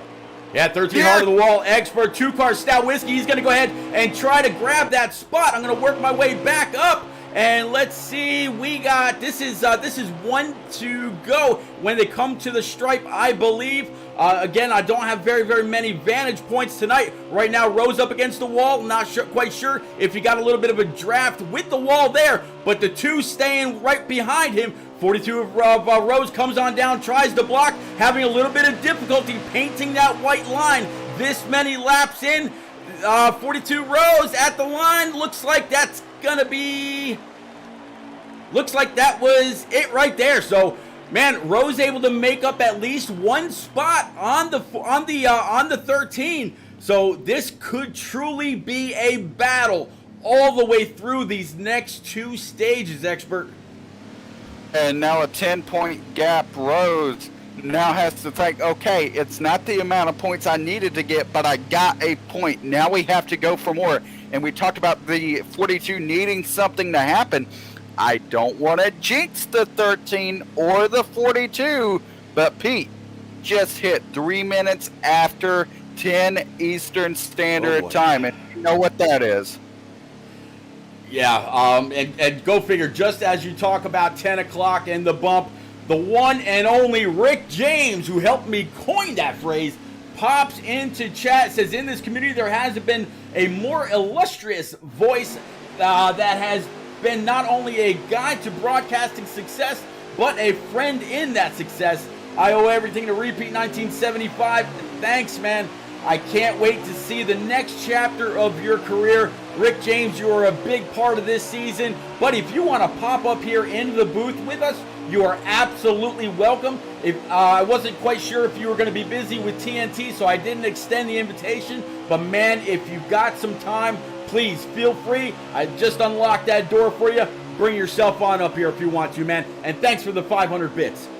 Oh no, big issue right here for the 13. He's outside. He is stuck on the outside lane, and the conga line is there. If he is going to get this race done, he needs to get to the bottom. He is tearing those tires up on the outside. He's having to drive that bad boy into the corner to get off the exit. 2, 9, 18, 22, all down there on the bottom. J-Pod, welcome up here. 18, welcome back to the front. He was fast early. He qualified high. Now what can the 18 do? He has propelled himself there. That 13's got to get to the bottom, Pete. Yeah, 13 actually just smacked that outside wall coming off of turn number 4. 18 of Rowdy, he's not going to cut Lucky Dog any slack. Neither is the 22 of J-Pie. I believe the next car back there is going to be the 36 Select Blinds Ford Mustang for the one and only Boehner. But I tell you what, Expert, it's really, really curious how this 13 seems like he's got an extra gear going down his backstretch. He's got cars to his inside that are lined up. All kinds of drafting air to his inside, but yet he's staying right there with him and even pulling ahead. Very, very curious. And right now, it's all about the side draft. You get huge runs off the corner. He's going to find a hole right here in between the 18 and 22 and try to take advantage of it. But we saw this, and I experienced it in the truck race. If you try to make a move off the exit of one of these corners and you go low, you better have a huge run that you're carrying. Otherwise, these guys that run the full extent of the throttle and run closer to the wall, they will blast past you unless you're able to side draft them very well. That outside, for some reason, just carries so much momentum down these straightaways, especially here at Charlotte, where draft is so important, and we're seeing it right now. Contact on the bottom. Yeah, 18 of Rowdy, rather, pulling up underneath the number 9, clipped a little bit of the apron, went up into a more smoke, kind of a little bit of a door check. That pushed him more up. I don't know exactly how much damage he's got to that number 9 UniFirst Camaro, but definitely not what Rose wanted to see. He liked having 3 or 4 cars, maybe 5 cars between himself and the 13 of Lucky Dog. I'm still seeing maybe about the same. It looks like both the 22 of J-Pod and there is that 4 car of Natty Dread were able to fill those spots and still stay in front of the 13. But we know that 13's bad fast is going to try to do everything he can to get underneath both of those guys and pull right back up. I mentioned the 4 has been fast at many points throughout the season. Right now, he could be one of Rose's best friends. And as we sit right now, we could be sitting about 5 or 6 points different as the 4 slides up the track. He's in the wall, hard into the wall, heavy contact. He comes back down. He keeps it there. It's 3 wide for the 6th place position. 13 sitting where he sits. He's right on the back bumper of the 22 of J-Pod. J-Pod made a very interesting move right there. He did not cut the points leader any slack. He went for it. He saw the 13 kind of slip up a little bit, and he went in there. He was like, I want P number 3. 13 got stuck on the outside, but the 13 was able to find his way back down into a hole, which was crucial because he had a giant hornet's nest right behind him. So now the competition after 2 cautions after 3 pit stops have been there. They're on the back bumper of these guys, and it's definitely go time now. I believe it is stage 3 now, Pete. Yep, I was actually just looking at that, reading a little bit of information here right quick. Expert, can you go ahead and tune that down just a little bit, please, buddy? Stage 3 flag getting unfurled right now, and man, they're after it. They're digging. How about this J-Pod though, Expert? He's been bad fast all week, leading a whole bunch of laps, really catching fire here at the end of this season. I really think if we maybe had another 4 or 5 weeks, whatever, with the consistency that J-Pod's been showing, He could really be right up there in the thick of things. I'm still hearing a bit of TV in the background, bud. All right, I'm trying to get that fixed as we talk right now, but these guys, you're exactly right. J-Paw has come into this race here tonight with a point to prove. Now with the 13 to his inside, he's going to try to use that high side momentum to try to pull himself back into third position. Right now, the problem I noticed with the 13, with the contact between the 18 and 9, the 13 slammed into the back of the 18 whenever the 18 had to check up. So watch for that 13 to have a little bit longer pit stop. He may have a little bit of damage to that front bumper, and that could force him to get tighter as the run goes along. Yeah, Vols could absolutely force him to get tighter. One person right now that is not tight whatsoever, except for what he sees in his rear view, is the 42 of Rose. He's got the 2, he's got the 22 as a little bit of a buffer right now between himself and the 13 of Lucky Dog. The next time the 19 comes across the line in P18, we'll go ahead and grab us a lap count, see what we've got here. In stage number 3 yet to go. So far, every stage has been one fuel stop for everybody. 35 remaining. Yeah, 35 remaining. 22 is still on the outside. He's behind the 42. As the 13 gets by, move him to P number 3. They're not pulling away as quickly as they did on the last one. The top 5 were able to pull away. They have not been able to do so. The top 5 through 10 is there. But right now you see the 42. Now, he's shown up to the party. And you know, it's kind of hard to put it into words, but the 42 really does need something big to happen to that 13. While he was stuck to the outside, you know, the 13 was smart enough to jump down to the bottom. He found any hole, any opening he could possibly get, and he made his way back to the bottom and drove his way back to the front. It's going to be crucial in these final 2 stages who can capitalize and who's going to make the mistake. The smallest mistake is going to win, or is going to lose you this championship. And right now, these guys aren't making any. I tell you what, this is the most amount of time that the 42 of Rose has really been in the lead. Yeah, he's had Stout Whiskey up his bumper the entire time, or so it seems. But he was very, very confident about this track in pre-race when we talked to both him and Lucky Dog.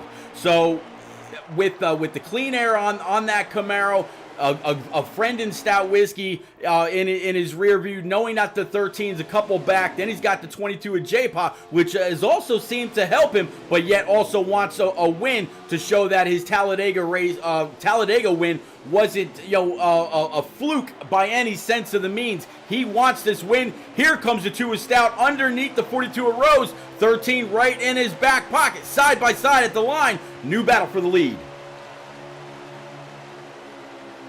And right here, that all transition from whenever, a checkup once again. Not sure what happened there, but the 13 and 2 got checked up, and that 42 was able to bridge a gap there on the high side.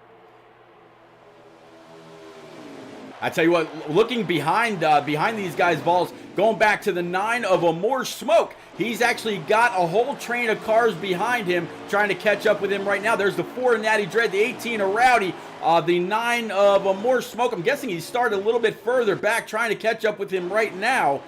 See where he's at. Let's see. Where is Amore?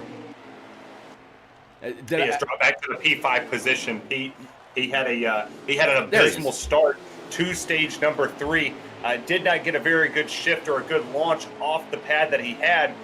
Tom Fleety says, go Stout Whiskey. Yep, he's riding pretty high with our points leader, Lucky Dog, as they make slight contact going into turns 1 and 2. Stout's able to run that outside. 22 of J-Paw is going to stay behind him as his Penske teammate. Now, he makes contact again with the 13. 13's squirrely there on the back straightaway, Pete. Yeah, a little squirrely, absolutely. 2-car Stout Whiskey. He may not like the way that he just got shuffled out of that. May come back and try to get back on by him, one more time. going through the trial 42 rows, he's got a little bit of clean air now. He doesn't have anybody right on his back bumper, not getting pushed into any corners at all. He sees the 13 just one position behind him now, but he knows again that the 2 and the 22 are back there. The 9 is getting a big old push from the 18 of Rowdy. The only reason that the 9 is back there is because the 18 kind of clipped the apron, sent the 9 up towards the outside wall, but he's got a whole nother train. If those 4, 5, or 6 cars can get together, they might be able to catch these guys, make it really, really interesting to where if one of these guys slip up, it means a whole lot more than just possibly, 2 positions. They're coming pretty fast. It's not going to be long before they've got the draft from that 22. They're running normal drafts, so yeah, it's really not going to be long. More Smoke has shown that he's got a horse to contend.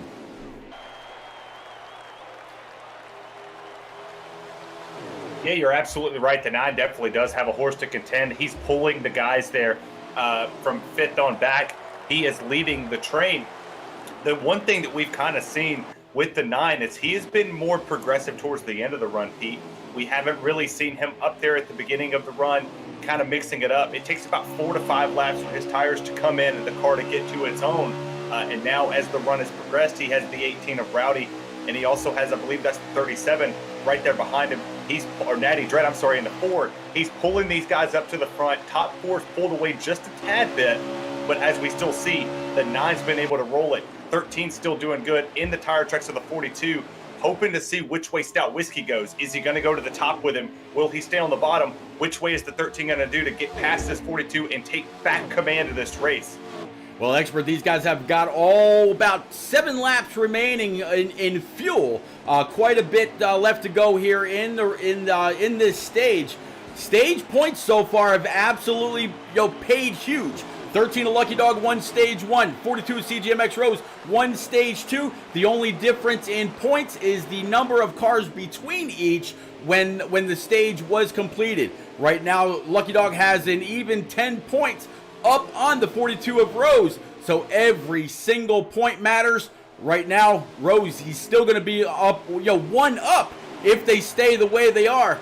But these guys haven't come down pit road yet, and that has proved to be very, very vital. And it's going to come down to strategy whenever these guys happen to come down. I mean, you want to set yourself up to be able to short pit. The only thing that is in that 13's back pocket right now is he knows when that 42 will pit. The 42 has no idea. The 13 could signal before and end up going a lap before, and that would leave the 42 in a bad position.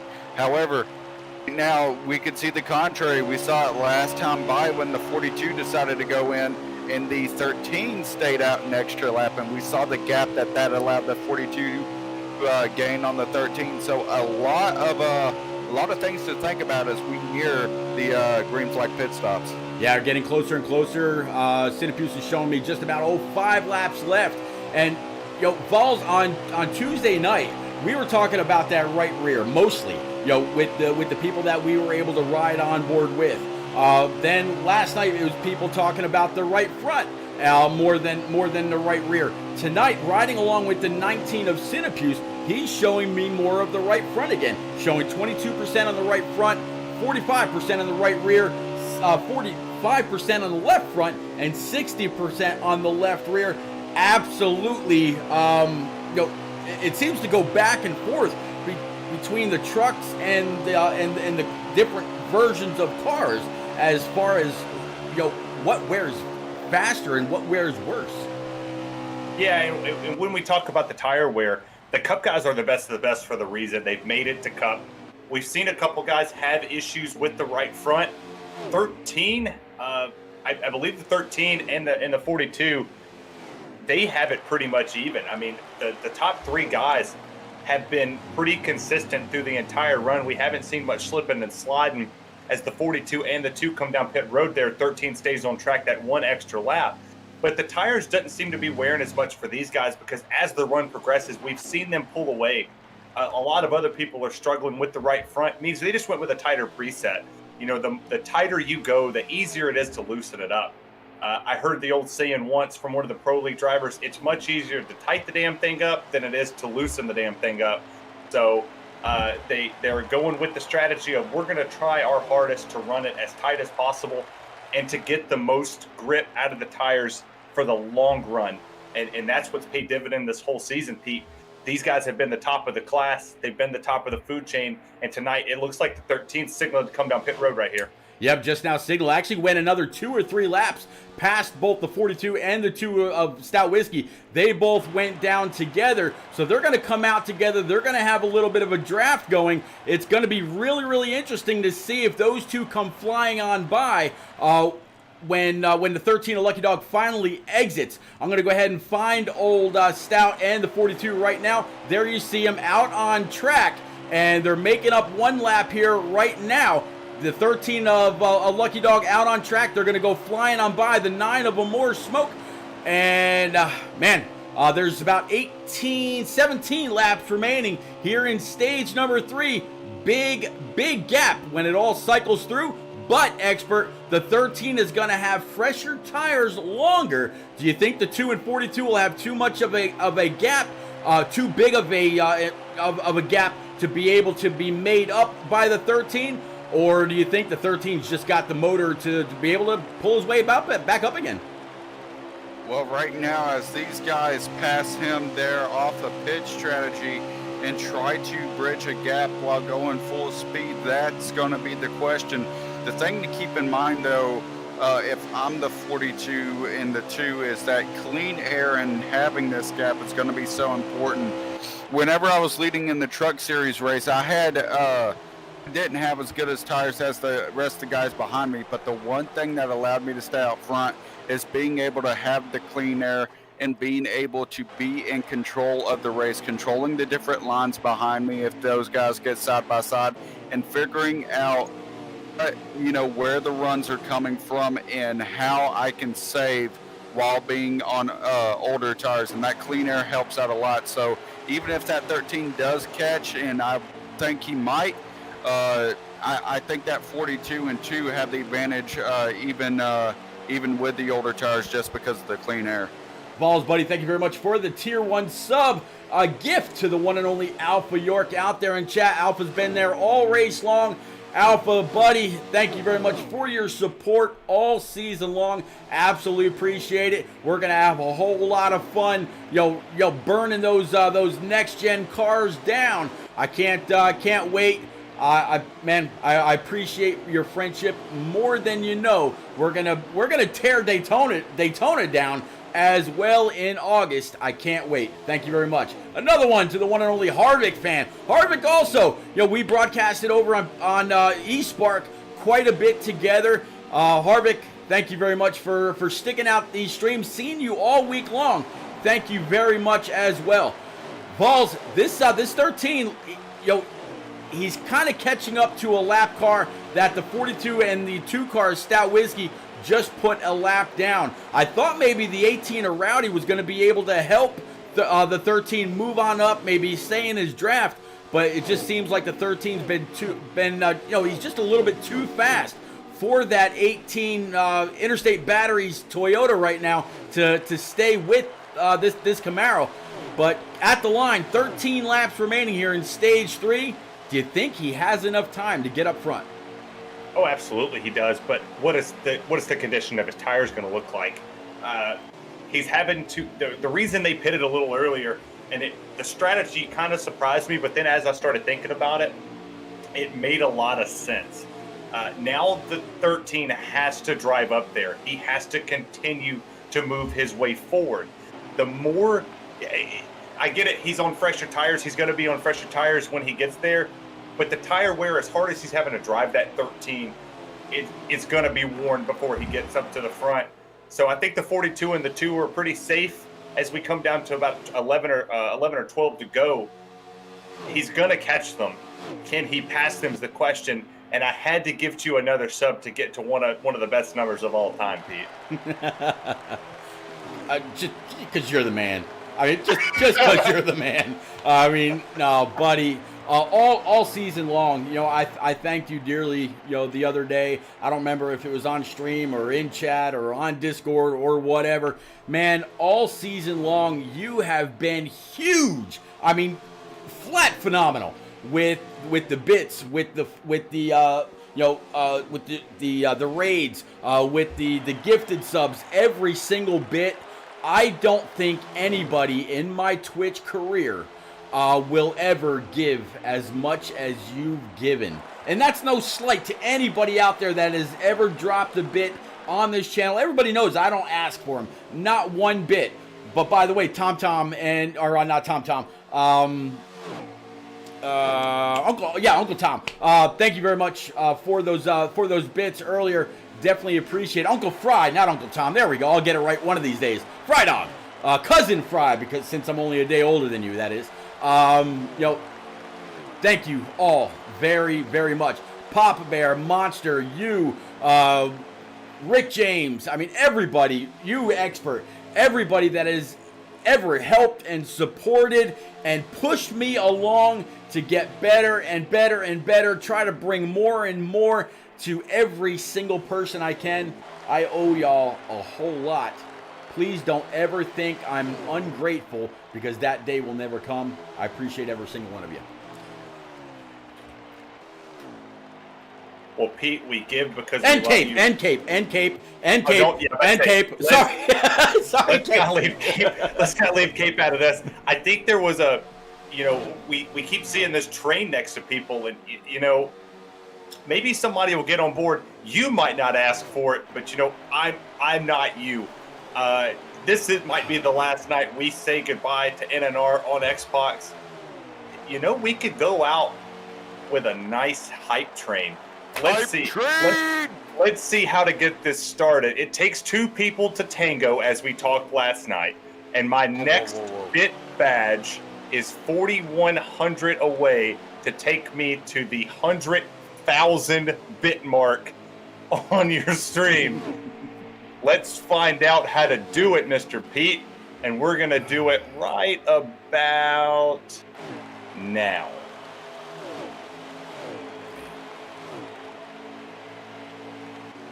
Let's do it. Gang, gang, gang. Oh, there's Cape. And we just crossed the 100,000 mark. You are just, man, you are awesome. 5,000 bits from the one and only Vols. This time not doing it from some Korean peninsula, right here on American soil in this booth. Buddy, thank you. Thank you very much. No Korean stuff here tonight. Ladies and gentlemen, let's send the GOAT on the heat side from NNR. Let's send him out with a great old hype train, and you know, maybe he'll do a giveaway on another stream.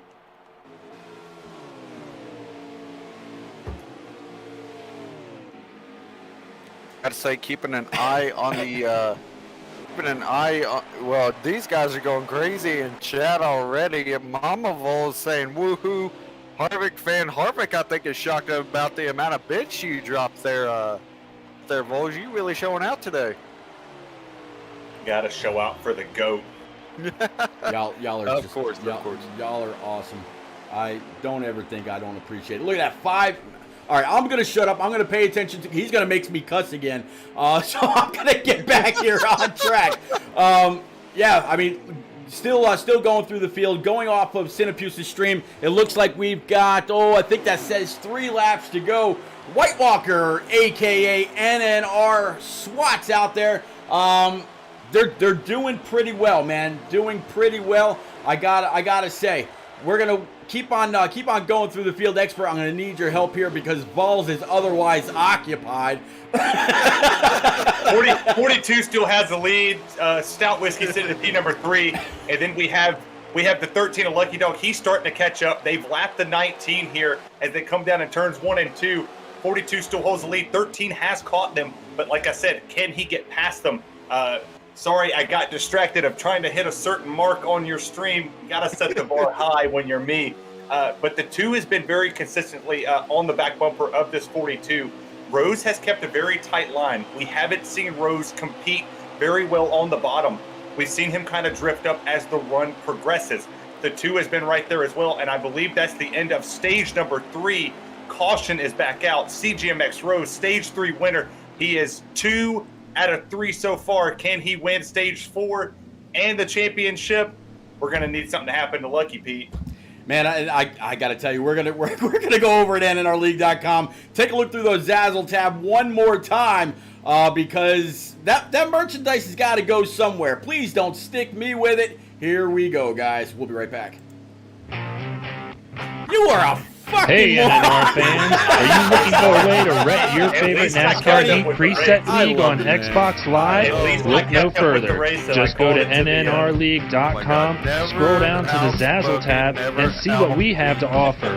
From t-shirts to hoodies to cloths, we have everything you need to show your support. Thanks for being the best fans, and we hope to see you at the track repping that NNR red. 75,000 bits, and now it's 74 gifted to the channel. Pretty huge numbers. Huge. Absolutely. A pretty huge numbers. Huge. Back on track. Huge. 2-car stout whiskey. He's going to be the control car this time. 42 CGMX Rose to the outside. 9 of More Smoke. 13 of Lucky Dog.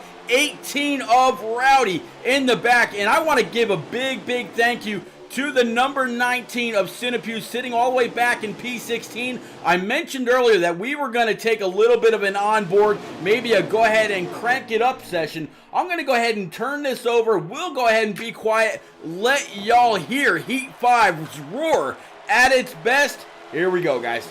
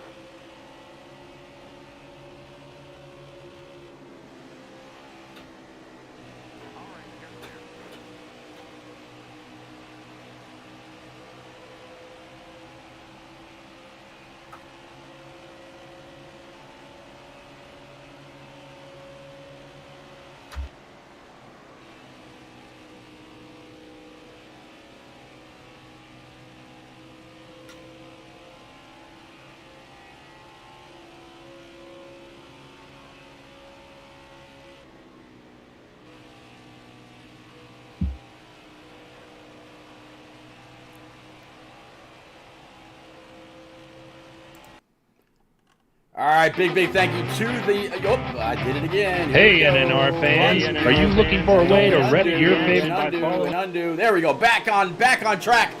Big thank you to the driver 19, old Cinepuse, for allowing us to ride on board with him. He's helped us with laps. He's helped us with fuel. He's shown us a little bit of an example of what these guys are getting as far as wear goes. 2-car stout whiskey still up front, battling side by side. It's going to be the 913 with the 42 not too far off.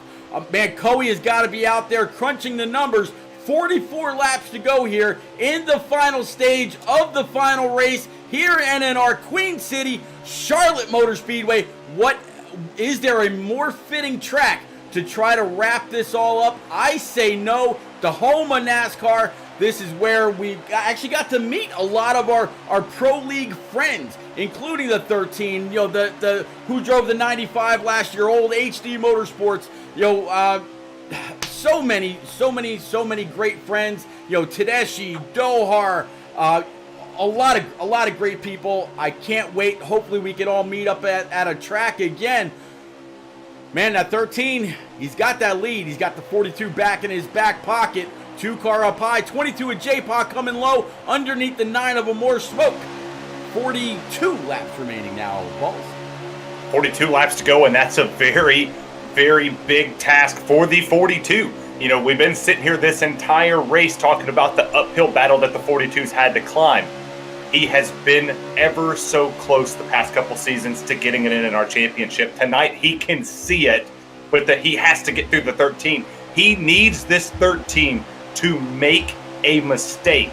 And he doesn't just need him to make a small mistake. He needs something big. He needs 8 to 9 spots right now. Plus, he needs to get up there and win this race. We've seen the 42 have the power and the handling to do it. Now we just need the 13 to make that ever important mistake. I thought that when the damage occurred on the right side of the 13, when he brushed the wall multiple times, that would be the difference maker. But the 13 had so much power and so much aggression underneath the hood and behind the wheel that he was able to stay in the top 2, top 3 this entire race. So it's time for the 42 to really get more aggressive and be more assertive in this race. We've seen him win 2 of the 3 stages, Pete. What's he going to do now at stage 4? It's money time. Yeah, absolutely. I think somebody just put out there that there's only now, 3 points separating the two. So Lucky Dog came in with a slim 8 points. In stage 1, he extended that out to 10 points. CJMX Rose able to cut back into it, winning the next 2 stages. Right now, Lucky Dog is in the lead. He has not made many mistakes at all. So if he can keep it right here, and Rose falls off, which we haven't seen, man, we could see one hell of a battle. Coey told us earlier in pre-race, after we interviewed first and second place in points, if it came down to a tie, which right now it could absolutely do that, it would come down to wins in the final 6 races. I believe Lucky Dog's got 2 or 3 wins to Rose's 1. That could decide it right there. And the idea for these guys looking over these point standings right here, the idea for these guys is that right now the difference when it comes to the finish of the race, the leader gets 3 more points than the guy in second. So that can just give an advantage to one of these guys. If Rose can get to the lead like he is right now and see how many positions Lucky drops back, a tie most certainly can happen. I got to tell you, Balls, I'm really, really surprised in that lap right there. 42 of Rose went up along the wall where the 13 of Lucky Dog was, instead of staying down low to keep the 2 and the 22 behind him. I understand he had to get a good entry into the corner, but he absolutely just helped the 13 get by the 22. That was that 3rd point that he needed. All he needed was 1 more spot, whether a More Smoke's able to work his way up there, the 4 of Natty Dread, the 36 of Boehner, the 18 of Rowdy. He needed just 1 more to win by that 1 point. Could we actually see a Carl Edwards and Tony Stewart kind of championship finish? It's absolutely possible. Well, you have 2 of the best. We cannot stress this enough here on this broadcast. This is 2 of the best pro league drivers that have been out there. They have shown dominance in NNR. They've shown dominance in every other racing league that they've been in, whether it's customs, whether it's presets, no matter what they're doing, they're up front, they're winning races. You have the pro league champion. You have the winter series champion. Who is going to crown potentially the final NNR Cup Series champion? We've seen we're going to have 3 brand new champions. We already have 2. Yep. Who is going to solidify it tonight? The 42 came to life. We thought he was dead to rights after stage 1, but that's the great part about Charlotte. 4 stages. He had a couple more pit stops to make his adjustments and to get up front. Now it is time to see. The 2 is playing defense. The 2's just playing defense to try to get a win. And right now, the 13 needs to be aggressive. He needs to see the lead again. He has to get back to the bumper of the 42. Yeah, 13 hard on that throttle, really digging and trying to get at least a nose or a fender underneath the 2 is Stout. Stout saying absolutely not, staying in the throttle as long as he can. I just hope, the last time usually when we see people playing defense, they end up getting squirrely, they end up getting hooked, and it ends very, very poorly. I'm hoping that does not happen for Stout. He wants to win. He sent me a message earlier saying he was going to try to do everything that he possibly could to go ahead and get this. He's raced with Rose a very, very long time.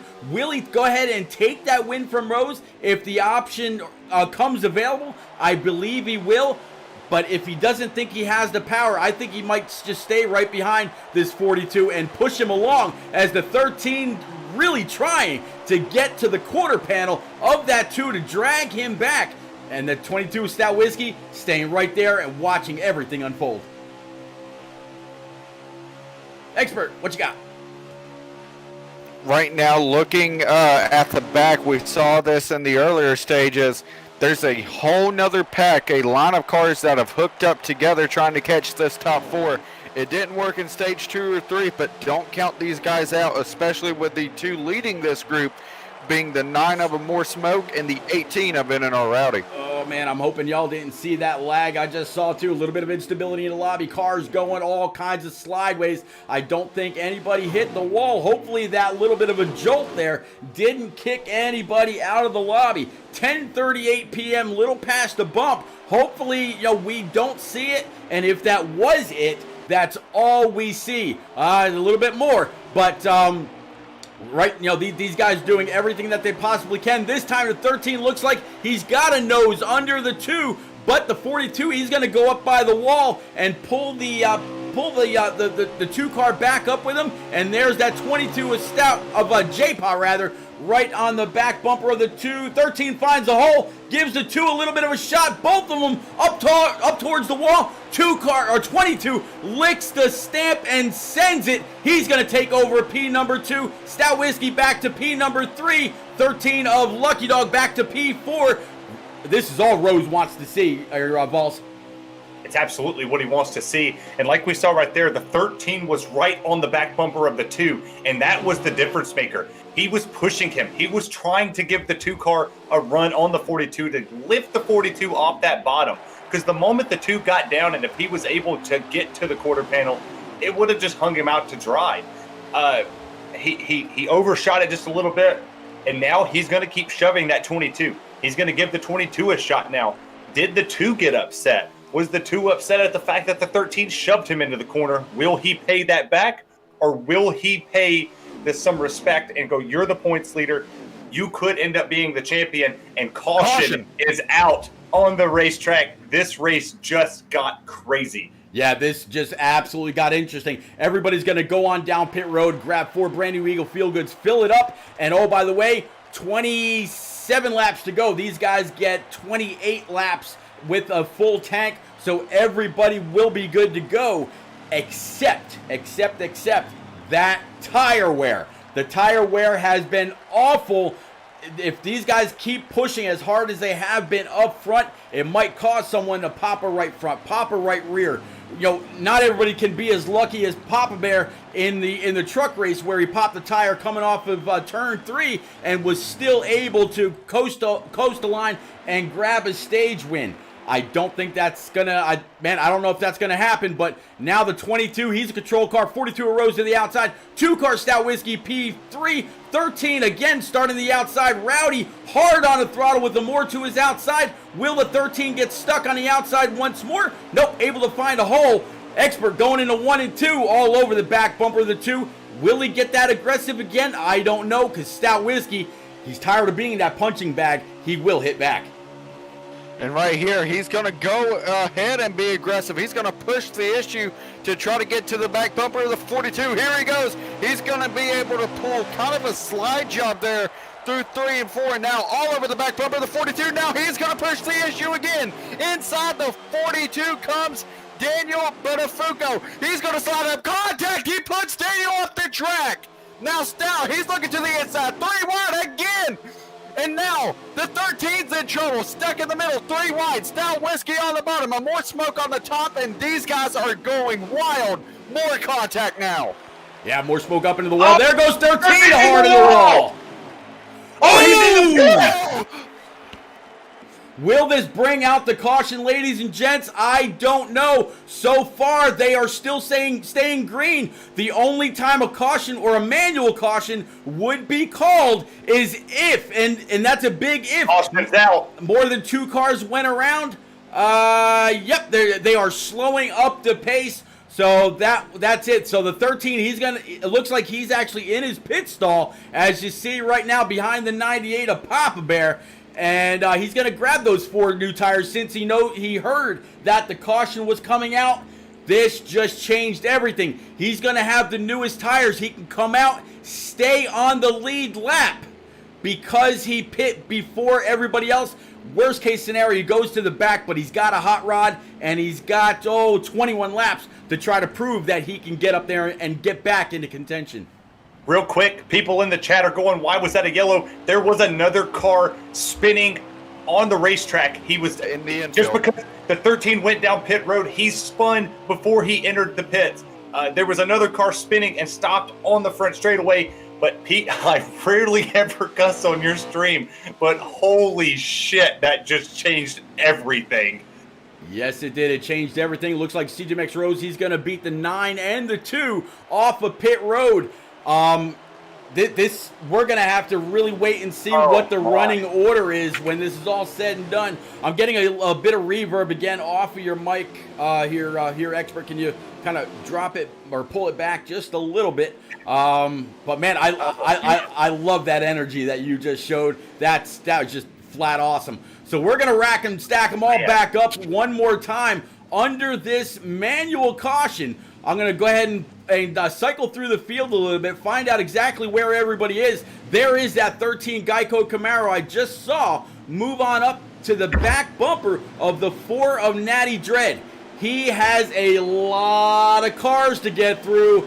Absolutely changed everything. We saw J-Paw last night get stuck on those barrels going down pit road. The 13 was lucky enough not to have hit them head on. It was able to get going down pit road. It caught him and he got a good jump on fixing the damage, top off, grab 4 brand new Eagle Feel Goods, and man, he's absolutely going to have his work cut out for him. Pete, this just shook it all up. We went from seeing the 13 sitting up front. He has not had to pass many cars tonight. I think the most cars he's had to pass is 2. He's behind the 19. He's next to Natty Dread, who was the other car involved in that accident. I'm looking on board with this 13, and it is a long way to the top if he wants to rock and roll to a championship. And as they sit right now, Lucky Dog is the points leader. Rowdy has the lead right now as we sit. The 18 holds the lead with Boehner to his outside. 22 of J-Paw, 42 of CGMX Rose is there. They're coming to the green, Pete. 18 to go when they take this green flag. 18 to go. Expert on board right now with that 13 Geico Camaro. He's got the 38 of Fatless Dig underneath him. He is going to be all about trying to get up and get gone. Yeah, he is taking him 3 wide even before he gets to the line, trying to get up there and be super aggressive. Now to the inside, the 19 of Cinepews, 21 of Parzival. He's going to go ahead and drop back. There's the 1 car of Monster. He's going to go ahead and let the 13 go. Now he's got the 4 car of Natty Dread right in his sights. He's going to go ahead and dive it in there. You know he's going to give that 4 a little bit of a shot. Yeah, he absolutely man, I tell you what, there was nobody else mathematically in this whatsoever, but because the 13 just passed the 42, they are both back in this. 42 up high. He's got a clear lane to the outside of Natty Dread, and he's got a whole lot of cars to draft off of. Rose again bounces off the inside wall. Side by side, nowhere for these leaders to go. Into 3 and 4, Expert. And here we go, 42 trying to find that lane. You got to imagine the amount of times he's hit the wall right there being put into it. It's got to put some damage on that 42 Chevrolet. This 13 has been all over the back bumper of Natty Dread. They still run side by side in the midst of all this traffic. They are both in a hard spot right now. The big question, who's going to be able to take advantage of it? The 13 able to clear the 42 as they head down the back straightaway. Now that 42 now is getting passed to the inside by Fatless Dig, but right now, who is going to have the advantage when we come off the corner? It looks like that 13 still holding on to it, and just as soon as we thought the 13 was in trouble, that 42 is even in more trouble. Yep, 15 laps to go here, Vols, and the 13, he's got at least, 2, maybe 3 spots back to the 42, and he's got a clear lane going down the backstretch. He's got one of the best in the business, the 36 of Boehner, the guy that was in the championship hunt last year at Atlanta Motor Speedway when him, More Smoke, and the Aviator went 3 wide through 3 and 4. Only Rose was in the back. And yeah, I mean, that top line we've seen Lucky Dog really be able to carry a whole lot of momentum up there, but he's got a lot of damage. Just saw the 4 car be able to keep pace. He's actually losing speed.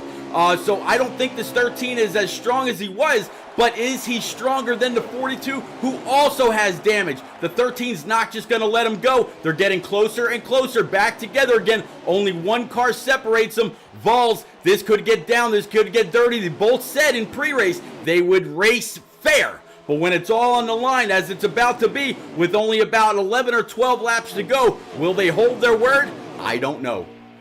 Man, this has been absolute insanity. Everybody in the chat is losing their mind. Trust me, we're losing ours. Will, my pen can't move fast enough. I'm over here trying to crunch these numbers. The 13's off the pace. He's not going as fast as he was. He's caught back in traffic. The 42's back in traffic. This is just completely the most insane race, and what a fitting way to end NNR on Xbox if it does end this way. There's a bunch of cars. 13 makes contact with the 41 and the 16. 42 tries to find a lane. He's trying to hunt his way back up there, and the 13 is driving like a pissed off teenager, and so is the 42. They got to get back to the front, and this 42 needs to capitalize. He did not do a very good job right there playing pinball to get up there and stay up front. He had the opening and the window to get it, and bad luck struck him as well. 13 looks like he might pull away with this one. I tell you what, one of the guys that you pulled for in the race earlier, the 16 in that Fraternal Order of Eagle Camaro, he is holding up Rose. He hasn't really given him any kind of a line. Now he just formed the hole underneath the 13 of Lucky Dog. So our championship contenders now side by side. 13 a little bit of a great launch off of turn number 4, back behind that 16. We'll have to see if Trip cuts these guys any bit of a break. But the points absolutely tight right now. 42 looks like he has the least amount of damage. Now behind the 13, I thought he might have tried to duck to the inside of him there, Expert, but instead he just decided to give the 13 a little bit of a shot. Still, 13 looking very, very tight. Rose able to exit the corner a little bit more free. 13 blocking the line. Expert, it's getting better and better. Under 10 laps to go. I believe 9 laps remaining in the entire NNR season. Right now, Rose, the one thing that has to be in the back of his mind, 9-point gap. He needs to get past this 13 and either get to the lead or get 9 positions in between him and the 13. Here we go. He's going to push him up the track. You know that 16 is going to try to follow suit in that hole that just opened up. Actually, no, the 13 is going to slam the door on this 16 as they now try to pass below the 18 of NNR Rowdy. That 16 trying to hold on as much as he can. Now the 36 and the 42 now pushing below the 22 of J-Paw. And the main idea for these guys, the gap that the 9 of a More Smoke and the 2 of Stout Whiskey have formed has just bridged a whole new element into this race, as now the win seems out of question for either one of these guys. It's all going to be based on track position. 22 and J-Paw just slammed the door on the 13. The 18 able to get around him now, and more cars looking to find a way around the 13 of Lucky Dog. Is there a shot for Rose right now if Lucky loses enough positions? He's now going to try to take the high side. Oh, the 18 has to check up, nearly takes the 13 out, but he's going to take the rest of the field and cause a huge checkup. Now, as we run, the 42 of Rose in third. Now in sixth, the 13 up Lucky Dog. And, I mean, this is just coming down to the wire. Absolutely, down to the wire. Rose able to get by the 36 Select Blind Ford Mustang of NNR Boehner. Boehner sitting right now, P number 4, 42 of CJ Rose in P number 2. 2 cars, Stout Whiskey at the point with the 9 car of a More Smoke right behind him. Looks like the 13, he's inching closer and closer. Able to get underneath the 22 of J-Paw. That's going to be one more spot, one more point. The points are extremely close. Vols, 5 laps remaining. 5 laps remaining, and this 42 is really making some headway back up here to these top 2 as they battle for the win. You know, we get it. They're up there, 9-2. They're nose to tail. They're fighting for this win. We'll get to them in a second. The championship battle just got even closer as we thought eventually that the 13 was out of this on that last caution. 42 has a mistake. He goes to the back. They come driving through the field. Stout has the lead. More Smoke's looking for the final win as well. 42's chasing them down. This is just wild, Pete.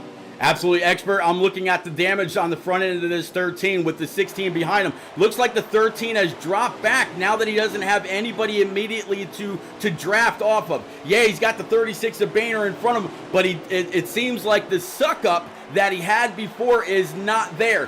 When he got by J-Pa, he just kind of stalled. 3 laps remaining per the 19 of Sinapuse driving back there in 15. So on the lead lap, the first and second place absolutely getting after it. So far, the 42 CJMX Rose holding on, but I don't think it's going to be enough. Could we see a series champion by 1 or 2 points? Coey, my buddy, I'd love to know officially what we've got. I can tell you right now, coming to the line, those guys just crossed with exactly 2 laps remaining. The 9 and the 9 and the 2, they're duking it out. We're gonna go up there. We know where they're at. Let's see what we got here. The 2 said he wasn't gonna hold anything back. He's in the lead. 9 of them more smoke in his rear view, and he's got about a car length and a half. White flags out here, Balls. Yeah, white flags out. 2 car has the win. Stone Cold Stout Whiskey, as I like to call him. He just looks exactly like Stone Cold. 9 car over more smokes there. CGMX Road sitting in P number 3 right now. 13 Lucky Dog has made his way to the P4 position. That's the championship spot. Coming out of turns 3 and 4. 9 car's going to give it all he's got to get in there. And coming off the exit of the corner, 2 car Stout Whiskey is going to win the potential final race on the console side. A more smoke P number 2. And right there, I think it seals it. I believe, if my calculations are correct, ladies and gentlemen, 2020-2021 NNR Cup Series champion Daniel Buttafuoco. I mean, what a great season for both of these guys, and a great win for Stout Whiskey to cap it off. I mean, this was just a great and exciting race. Absolutely. Stout Whiskey said, and I told all y'all earlier, he says, man, last week I was a punching bag. And, man, way to get that done. You know something I just realized? Stout Whiskey, he's part of that whole J-Pa militia. He's kind of the adopted, bald-headed stepchild. It's been a J-Pa militia kind of week, hasn't it, guys? Not bad whatsoever. J-Pa won the Truck Series race. Commando Griff won the Xfinity Championship, and I believe the race as well. And then you have Stout winning the race up here in the Cup Series. J-Pa Militia's been showing out. Showing up, and running strong. All right, guys and gals, we're going to take a little bit of a break. Definitely appreciate all 30 of you out there in chat, keeping us company, chatting it up. Man, I definitely appreciate you. We're going to be right back with our post-race interview. We're going to have Stout Whiskey. We're going to have a more smoke. We're going to have CGMX Rose as well as Boehner and Lucky Dog, I believe. And you know what? After that, I invited every single one of those guys in the Discord to come on in, hang out, chat it up. Let's talk about this amazing season that we just wrapped, possibly the last for NNR.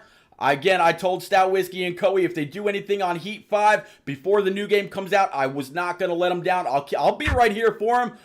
We're going to talk about that all that at a later time. We're going to take a quick break. We'll be right back, promise.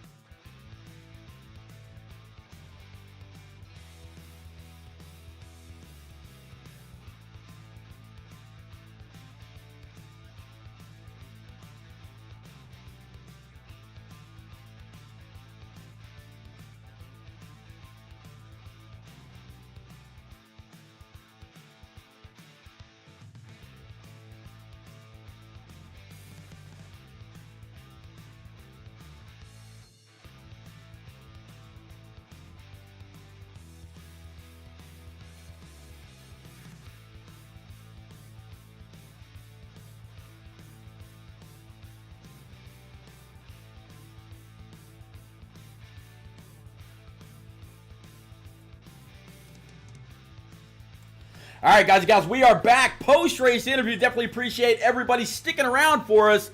We got our top 3 and a whole lot of others hanging out in the booth with us. So we're going to start off with P3. Expert, let's find that driver. And right here, going to be talking to, I believe it was Zader that finished P3. Correct me if I'm wrong. Sure, Zader? I believe so. Yeah, it was.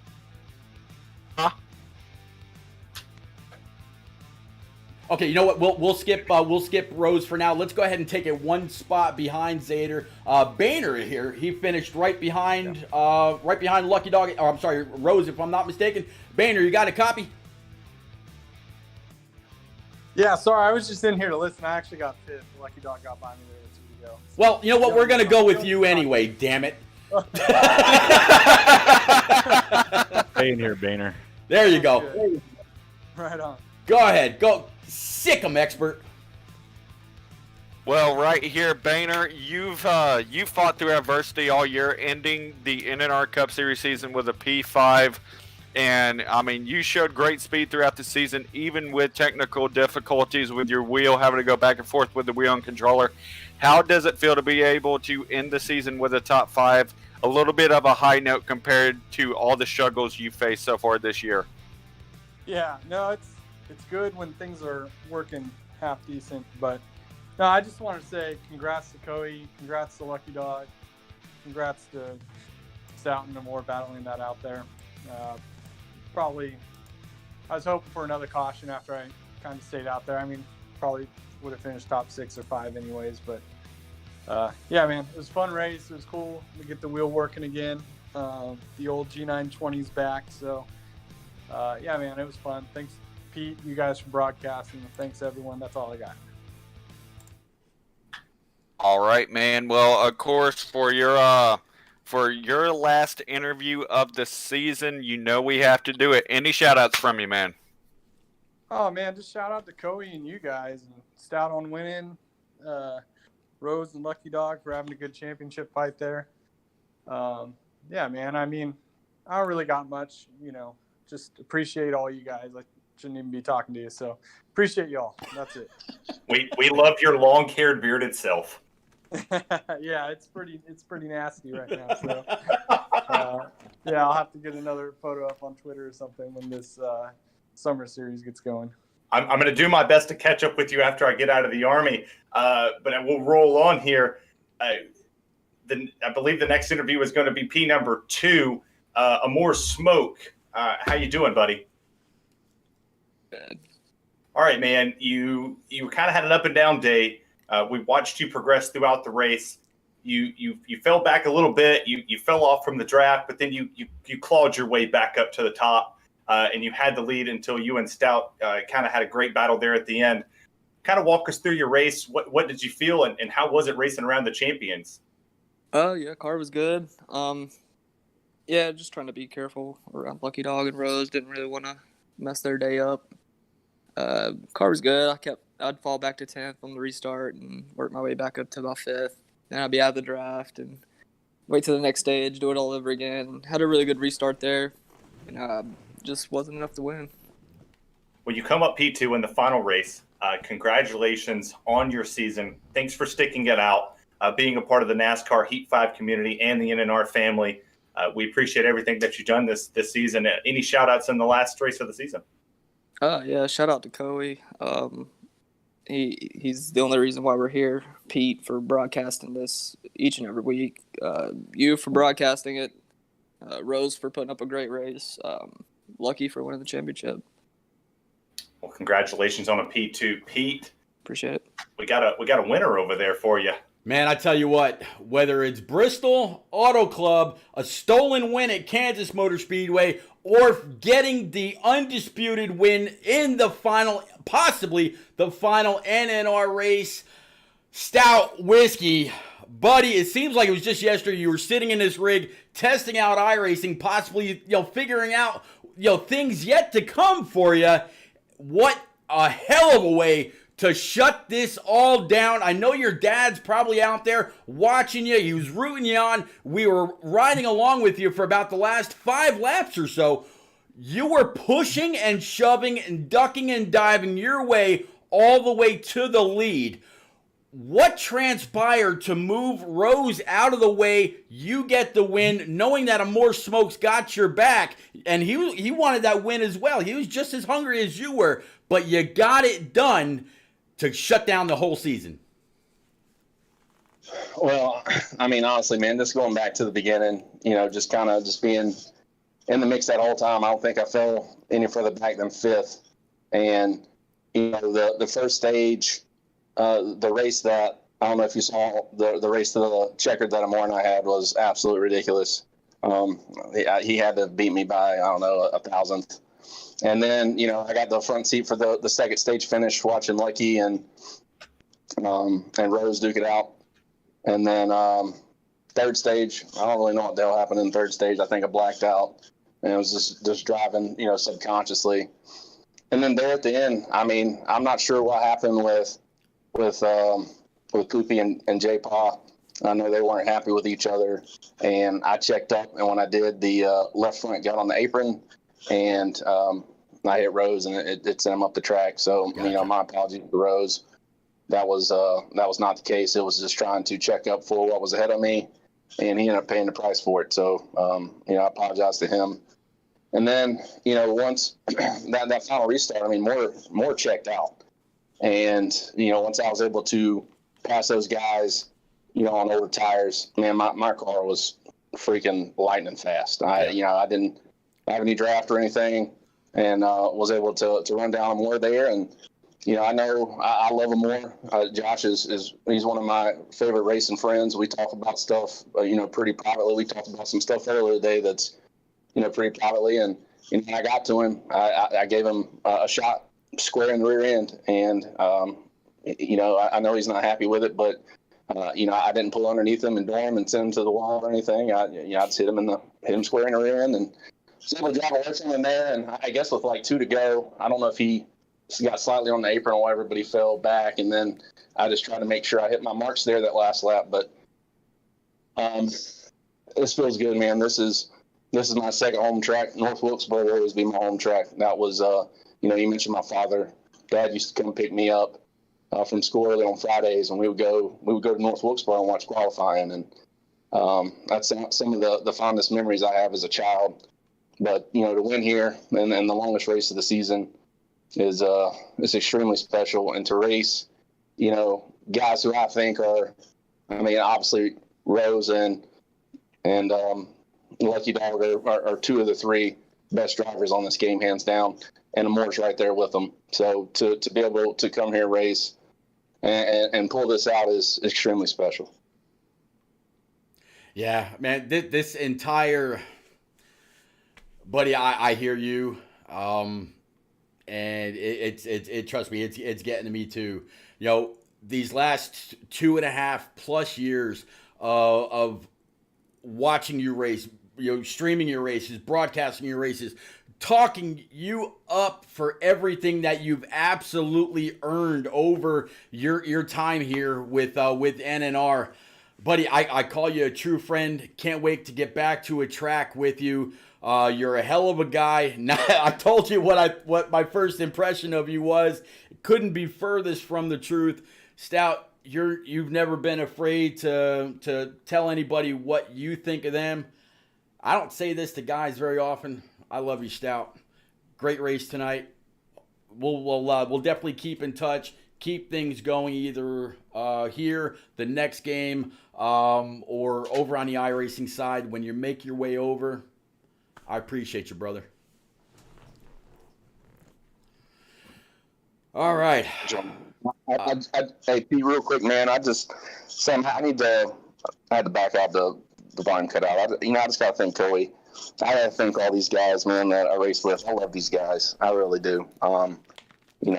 Texting these guys about whatever, man, and paint schemes and goofing off and sending, TikToks or whatever. It's just a good group of dudes. And, we do stuff like you're saying in real life. I got to thank Coey, just like the guy said, they, without Coey stepping up when, the old D4C faltered, we wouldn't be here today. And, I got to give a shout out to my dad's not, he's not doing too good, and that's what more and I talked about. So, as always, Dad, it feels special to win this race, and I'm glad you got to watch it. I know you're sitting at home. I love you very much. Give Mom a kiss. I love you, and everybody watching, all you guys in the booth.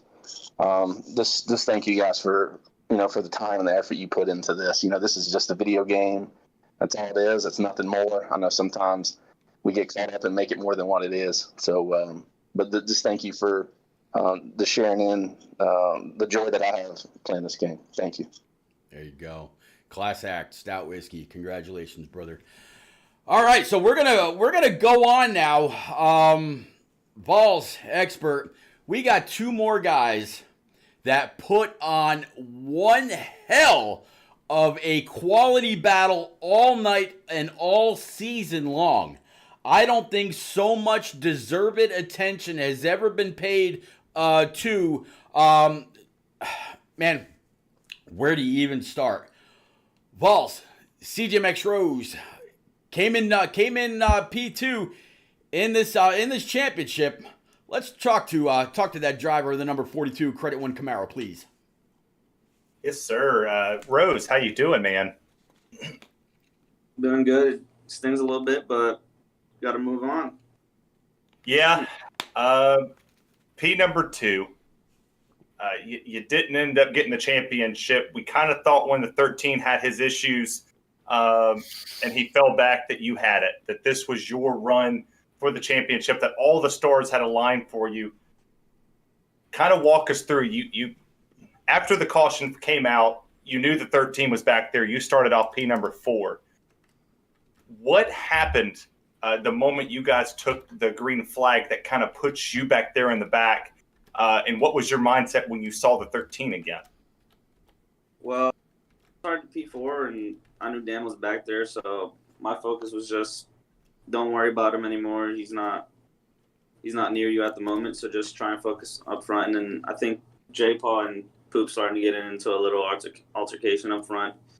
And I was just trying to mind my business on the outside, and I think Stout just made a mistake trying to avoid them, and he ended up clipping Abram, which got me, and it just sent me to the back, and I just tried to recover as much as possible. But just too many points to overcome after that first stage where I finished 4th and Dan was able to win it. I just had too many points to have to overcome in 3 stages, especially with how talented he is. He's not going to fall back probably worse than 4th, like 90% of the time. So it was a tough task, and we just came up a little bit short.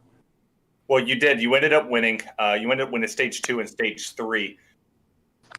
And it's a tough break, man. And I hate to be the one to be interviewing you right now because I know the level that you race at, and you're one of the best ambassadors for NASCAR Heat. For all of us here at NNR, you have been one of the best people to come out and to reach out to and talk to. What's next for you? Where do you put yourself next season, knowing that there might not be another NNR season to fall back on? Do you go out? Do you find another league? Do you continue running over there in the I forgot the league name, but you go over there in the East Park? Do you continue to run in East Park? What's next for Rose? I think Stout and a couple of others have something cooking up to keep NNR going, so I won't dwell into that, but I'll probably just stay running with these guys. And I'm a believer that every time you fail, you got to get back up, and you'll succeed better next time. And that's what I'm going to do with this outcome right here. We may have lost it, but we're going to take it as a learning experience, and we're going to come back even better next time. I love it, man. We love you. We love NNR. We love everything that you guys stand for. I appreciate your time. Congratulations on P number 2. I know it's not where you wanted to be, but we look forward to seeing you next season. If there is a next season, we don't know. We'll find out later. Pete, there is a champion, and there's nobody better to talk to the champion than the GOAT himself. So you want me to hand it over as expert? Is that what you're saying? I got you. Smart ass. No, man. Lucky Dog, during pre-race, at the very, very end of that, I mentioned that I got a chance to meet you in Charlotte about 2 years ago when you and your dad were outside of the of the Hall of Fame trying to get a picture. I ran over. I think I was with Knights and a few other guys, and I said, "Man, I got that for you." That was the very first words. And of course, I got to see you up on stage, spend a little bit of time with you and HD and Dohar and a whole bunch of other guys that were in Charlotte for Pro League Season 1, the inaugural race. You really kind of set things in motion back then, driving the number 18. Yeah, you were in eSpark. You were you had your hands in a whole lot of things. Whatever you were able to get seat time in, and man, that has absolutely helped you progress into the driver that you are. Anytime you're on camera, you always seem like you're pretty cool, calm, and collected. You got your gloves, you got your shades. You're sitting down low behind that wheel, and you look flat determined. I'm sure if we had a camera on you tonight, you would have looked the same exact way.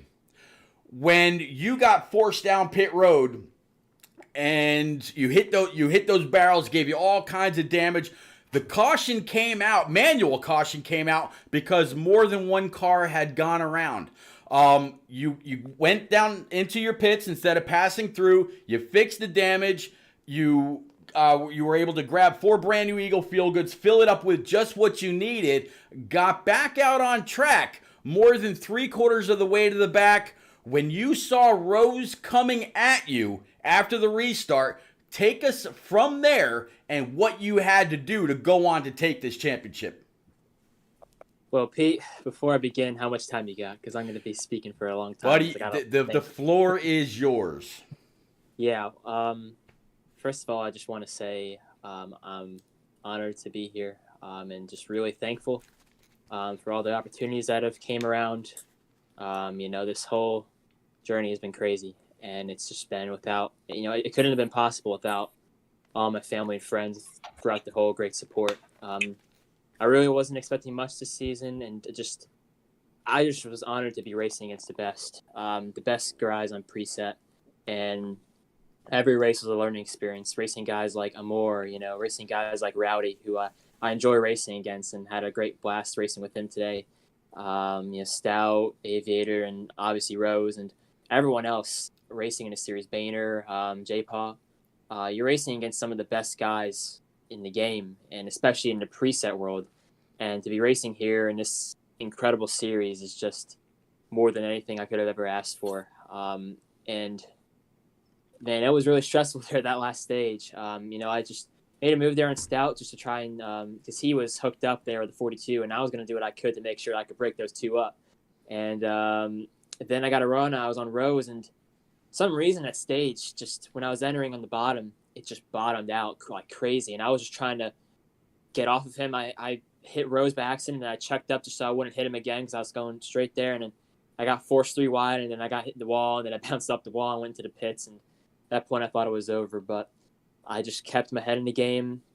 I thought about all the people there who supported me and who never gave up on me, and I had to keep going. You never quit in these scenarios, and I'm just really thankful for all the people who've just been supportive of me. It's been a rough few weeks. I've been a lot of changes going on, and that was just that was really stressful there. Like, guys were racing so aggressive there. I'm like, come on, man, give me a break. And I just kept it cool. You just got to be cool, and just, just got to go right, got past them there. Just got to do the best you can there. And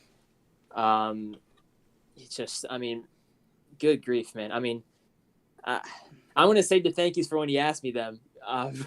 But man, I tell you what, there's a lot of thank yous I got, and I can't wait to till you answer that one, because man, this one means a lot. So you're really going to make me ask? Okay. Sure. Go ahead, buddy. Give us your shout outs. I know, man. I know you got a lot. Go ahead. Like I said, dude, you absolutely you deserve it. Thank you. Yeah. Yeah, I'm sorry about that. I just don't know how to really. I don't know how to really answer these questions as good as I can. But yeah, thank yous. Big thank you to everybody at NNR.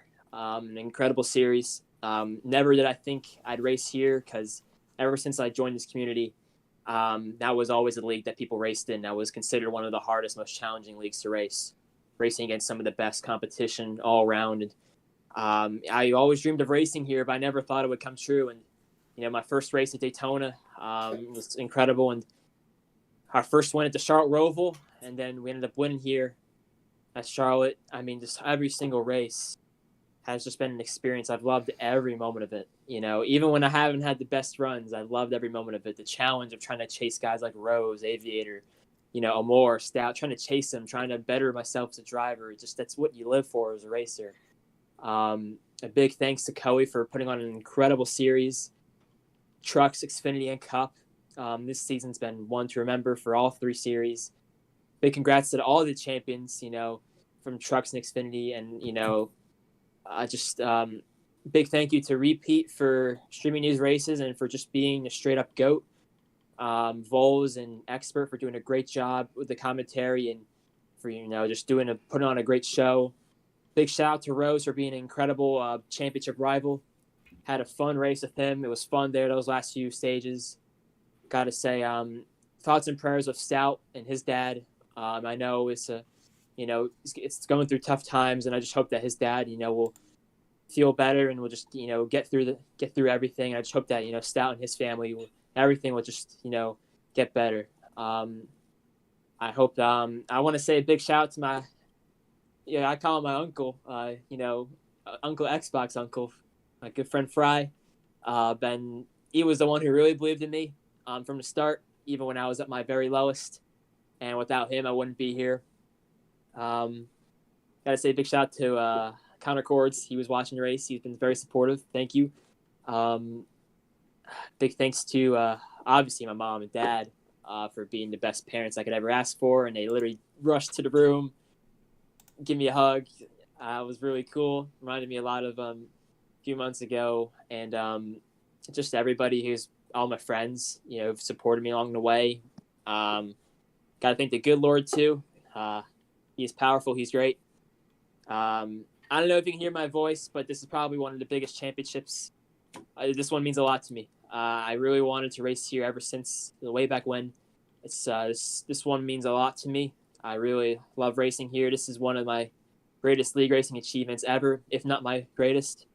And it wouldn't have been possible without everybody from NNR for putting on such a great series and for just making this series what it is today, and for just putting on some of the best racing with some of the best racers you could ever race against. And that's what makes it so valuable. It makes it so special. And, man, God is great. And, for helping me surround me with such great people. Like I said, it's been a rough few weeks. So just to win this means a lot, and just to be great people and to get text messages from everyone in all caps, great job. It's just the best feeling in the world. And, man, I just really, really this one means a lot to me. I can't wait for tomorrow. Just really thought we could have won, but hey, this one means a lot. Ever since then, I really, really wanted this one bad, and it just feels great. Just thank you, everyone. Really, everyone watching, all the fans. Can't forget all the fans. Thank you a lot. This really means a ton. Just you guys make racing what it is. So yeah, thank you. Sorry about that. No, you're absolutely fine. Not a problem whatsoever.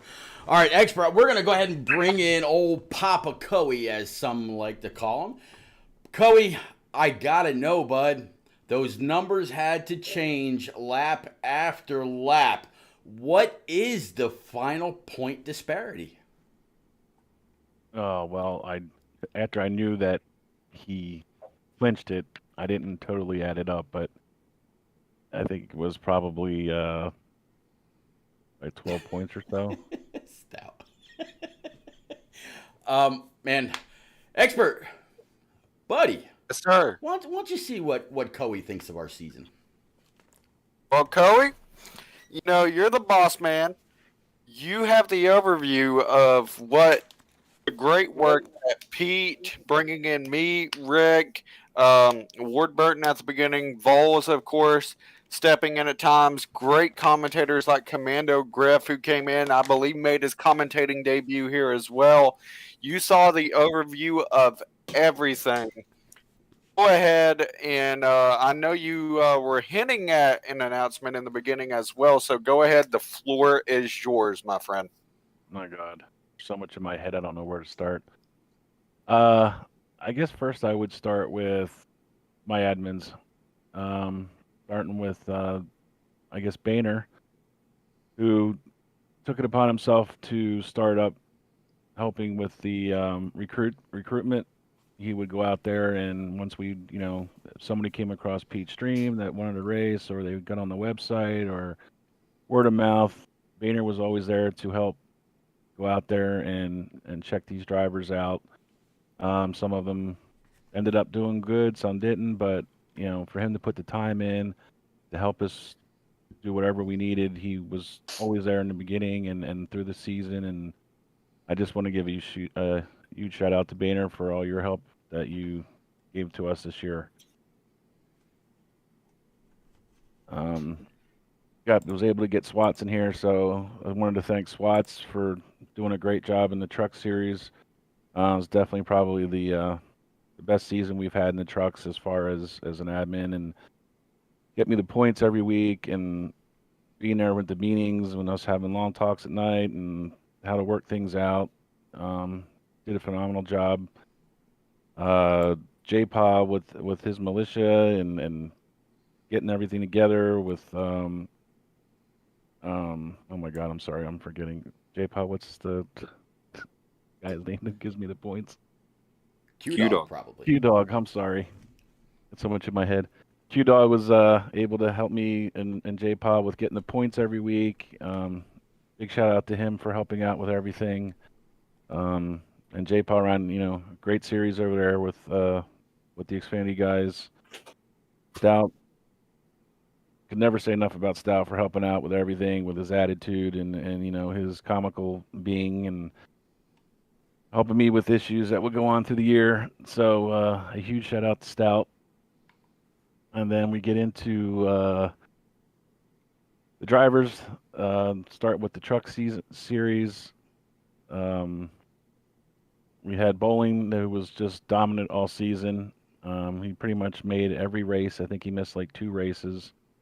TGM Beast, who came in second, he was there almost the whole entire season, missed 1 or 2. And a huge battle between Krabby and Swats, with a 1-point difference to put Swats into the top 3, which is definitely phenomenal for him to able to finish in the top 3. It was great, and he was there almost every race. Krabby was there. Krabby apparently seems to be the one who made every single race in the truck series. So a huge shout out to him. Classic Stu made a lot of them. Chevy, Monster, or whatever he wants to be called this week. And all the other guys that made it through the season. I know it was a little bit tough there at the end.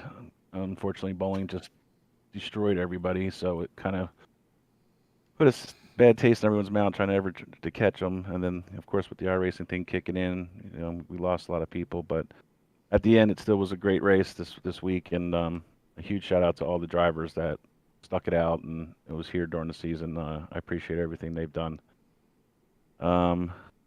Moving to J-Paz with his season finale, with Commander Griff taking the title, 28 starts. I mean, he's here almost all season.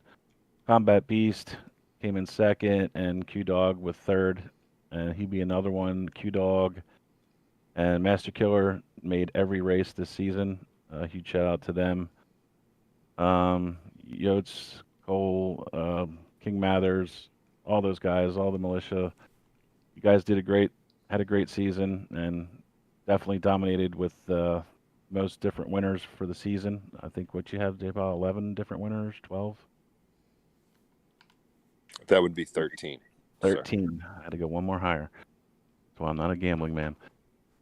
But yeah, I mean, 13 different wins is amazing. Trucks, obviously, Bowling just destroyed that, and between Amore and Aviator and Dan and Rose, they pretty much dominated the season, out with a couple wins. But obviously, it was great with the Xfinity guys. The Cup guys, Congratulations to Dan on your victory. Rose, it came up close, but no cigar, unfortunately. But you definitely dominated the regular season and took that.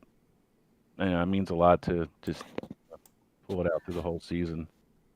Um, the guys that stuck it out there again with Moore and Aviator was there most of the season. He said he wasn't even going to race, and then he ended up coming back. So we appreciated him coming back, even though he was going down to school and all, but still stuck it out and raced for most of the season. Obviously, Stout, um, Dan, and J. Paul, and Parswell, all these guys. They were pretty much everyone that's in the top 12 and all were there most of the entire season. And if some of the guys that came a little later but still hung out to the very end. I appreciate it to all the Cup drivers as well. Then it comes to the broadcasters. I mean, obviously with Pete, Vols, Expert, and all the other guys that came in here, I appreciate everything you guys done. Without that, we wouldn't be noticed, we wouldn't be seen. And I did a little research on with Pete a little bit today with seeing that it was over 250 some races in the last 2 years or so. Yeah, 200, and I think this would be like 256. Yeah. Jesus. Good God. Yeah. That's insane. And, if everybody does remember, Pete told me that when the season started that he just thought he could only maybe do one night. Beck was like, no, you're not doing this stuff every night. And apparently something happened and he became available. But I also went back and I kind of says, let me remember when Pete had his first race with HD. Oh my God. I sat there and I listened to that race, and I think it was, the one I looked at was I guess it was the Roval. I don't know if that was the very first, but maybe one or two. I think the very first one was when NNR came back under the brand new brand at Michigan. Was like the first official, but yeah, you're not too far off at all. Yeah, and you go in there and you would just hear HD, blah blah blah, screaming, getting everyone riled up and ready to go. And Pete's like, "Yeah, they're coming out of turn 2." It's like, all right, back to HD here, and to believe that Pete did not have much to say when his first couple races is hard to believe. But with HD training you through the season, you became the talker that you are, which we all love and respect, and makes it fun to watch. It's not always just about just hearing where the cars are, but to hear the stories and what's going on with people and all the things we've done for that made NNR special to me is the family. Yeah. That means more to me than anything. I mean, for me personally, it's been being the old guy. It's fun to still hang around some young guys and still hear what it's like to be young again. And whenever there was an issue with family or friends or unfortunately even some deaths, we always stick together and we always, try to help each other out with whatever's going on in their lives and doing our salutes and, always being there for each other. For me personally, even last year, I lost my uncle. It was very like a second father to me, and everyone was very supportive. I talked to Stout about his dad at times and always wanted to check and see how he's doing. And, we had, we had another issue that we thought was dear and sad, and we were there for that person, which turned out to be something different. But we lost some mothers, we lost friends. I also want to remember for the trucks that we honored Joker all season. Yep. We were really excited to have him come with us race this year, and fortunately, he lost his life, and we always kept him in the points all season. And it was one of the things that SWATs did, and just all that kind of stuff. I mean, we've just always been there for each other, and it's been fun. I don't know what else to say or what else. If I left anything out, I'm sorry, but I mean that is absolutely a great wrap on everything. But I do have to say, during when we ran that Talladega race for that fraudulent issue, that is still probably one of the most viewed clips up on my YouTube where we went through. Well, I can't even say we. Y'all went 3 wide, like 5 or 6 laps. It's like a 5-minute clip, and if Rowdy's in here, that whole 3 wide pack, even though he was second on the bottom, that whole clip is due to him because we didn't have the chain graboid J-Pop package that we ran at Daytona and Talladega this year. That was only because Rowdy didn't hook up with the car on the bottom and push him all the way around lap after lap after lap. Y'all went 3 wide for 5 straight minutes around Talladega. That was the most phenomenal, experience to watch. Unfortunately, the entire cause was wrong, but that I believe that was where y'all were running the IROC schemes. Each team was running a different scheme, and those cars looked phenomenal. Anybody out there in chat, go on over repeat 1975 on YouTube. Look that up. It's perfect. I might actually repost that to Twitter later. But yeah, Coey, that anytime anything has happened within the NNR community, we have all rallied around, showed support, gave if it was needed. Whether it was maybe a couple bucks or just an ear or shoulder. We've all or a few of us have occasionally met up at tracks, whether it was Martinsville, Richmond, Bristol, Daytona, Dega, wherever. That was one thing that NNR was always most known for, was the track meetups. Unfortunately, COVID kind of put a stop to that last year. But man, there's a whole bunch of us going to Daytona in August. Can't wait to get back at it. We're going to have one hell of a time.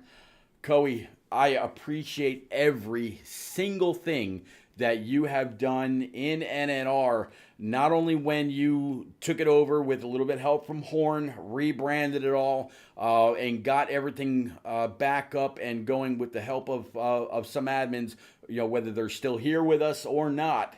You decided to pick up the ball, run with it, and as Lucky Dog said, Rosa said, Stout said, and many, many people have said, NNR is undoubtedly the best preset racing league on Xbox, hands down.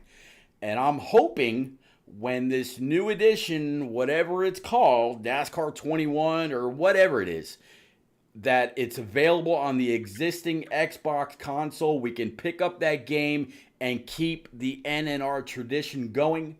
I told you in Stout Whiskey a week or two ago, that I would not bail on y'all, and I'm going to keep to that word. If NNR decides to keep going with that, I will be there. If you guys decide that you want to pick up a series between now and probably September or October, which is what IDK Player or Real Radman's guess was as to when that next edition is going to come out, I am here for you. I'm not going anywhere. I promised you that a long time ago. I'm keeping that promise. So you got a broadcaster. You just need to let me know when you need this booth fired back up, and I'll be proud to still stand here for you, sir. All right, appreciate it, Pete. And from the looks of the, as we went through this after the end of Heat 4, I can't imagine how many of us were so excited to see what Heat 5 had with getting the stuff for the broadcast and having the telemetry, and this game was going to be great, and it turned out to be a pile of what.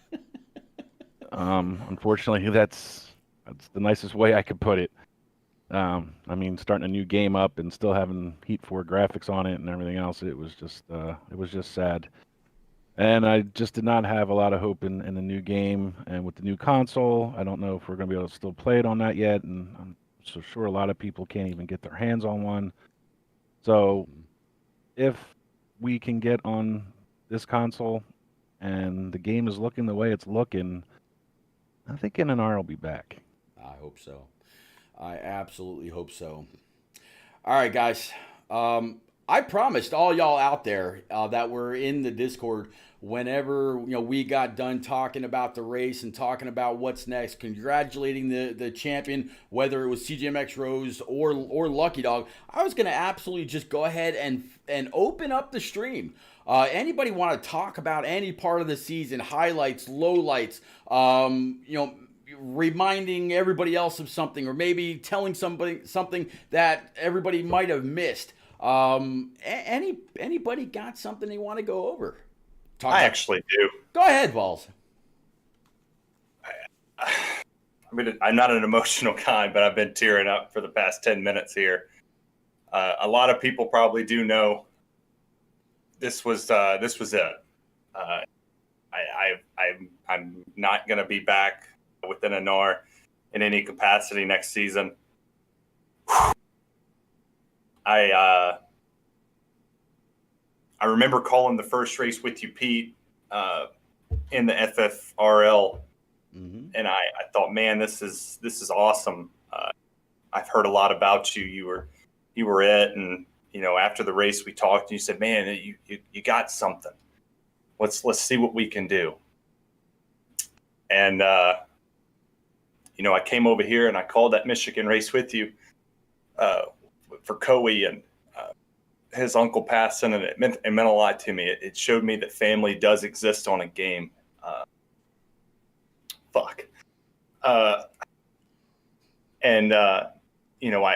I left for Korea and I lost my dad. And the love and support that came from it was amazing. And Stout actually messaged me and said, what scheme do you want me to run? And I actually took a screenshot of that, and it meant so much to me.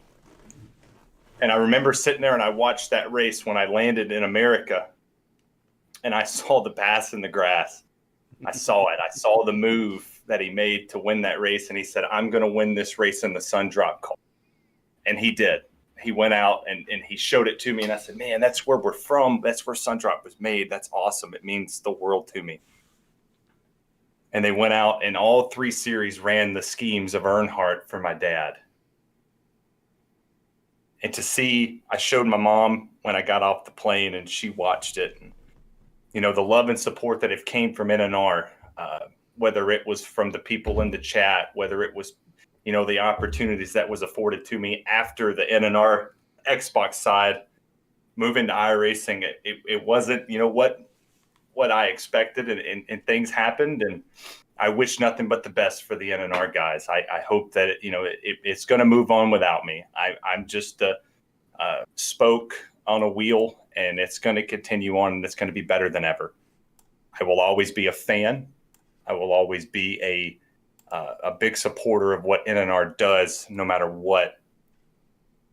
I can't thank you enough, Pete, for every single thing you've done, whether it's broadcasting the races, teaching young guys, being the voice that people expect on Tuesday, Wednesday, and Thursday, and for letting me come in, whether I was sitting in Korea in quarantine or whether I was calling a race off of Discord, whether or not I was calling the race off of my Xbox with a very laggy server. We still made it exciting and we made it fun.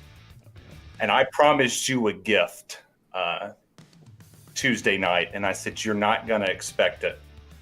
Pete, I'm extending to you the same thing I extended over to SWATs. Go find a diecast.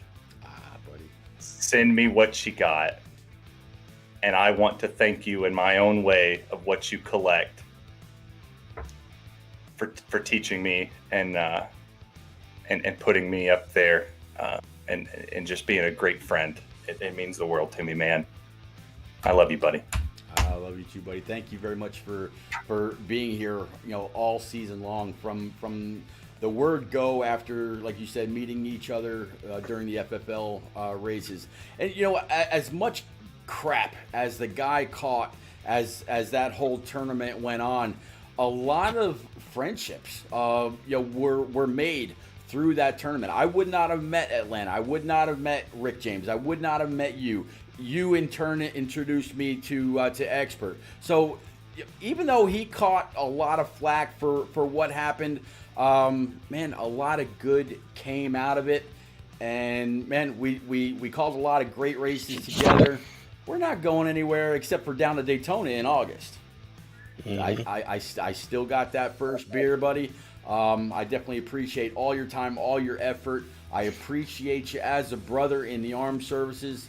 Thank you very much. I know you're getting out, but hey, man, one veteran to another, I still got your 6. Thank you very much. Hey, and definitely there's some thank yous I got to give out as well. Vols, first and foremost, what Pete just said, thank you for your service. 2, thank you because for the past year you have put up with what Pete likes to call the redheaded stepchild of NNR, and you have led me to build a community, a podcast, and build, and I should say rebuild my image in this community when nobody else would give me the chance. You did, and you have helped me reach the point that I've gotten to. You've introduced me to Pete, and Pete took me under his wing, has taught me so much, and I can't say it enough. Y'all know what I've gone through the past year, and y'all have stayed with me, y'all have stayed steady with me, and y'all have taught me everything that I know to this point.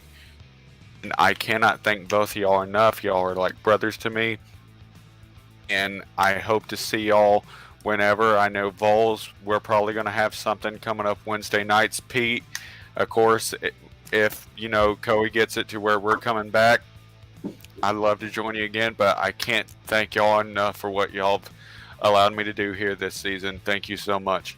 Yeah, and speaking of Coey, I'm going to extend a little bit of an invitation as well. Coey, I'm not sure if you heard about what's going on Friday night about 5:30 Eastern over on Expert Racing's podcast, but he is going to have bowling. He's going to have Commando Griff, and of course Lucky Dog, all on an NNR podcast.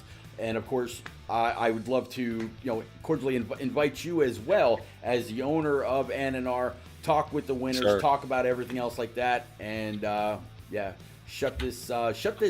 possibly shut this Heat 5 down as a kind of a follow up. But man, Coey, thank you so much.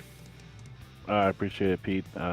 What I can do what's on the young man's schedule of what I need to do. There you go. Well, Vols the next. Yes, sir. Go ahead, Swatch. Good to hear from you.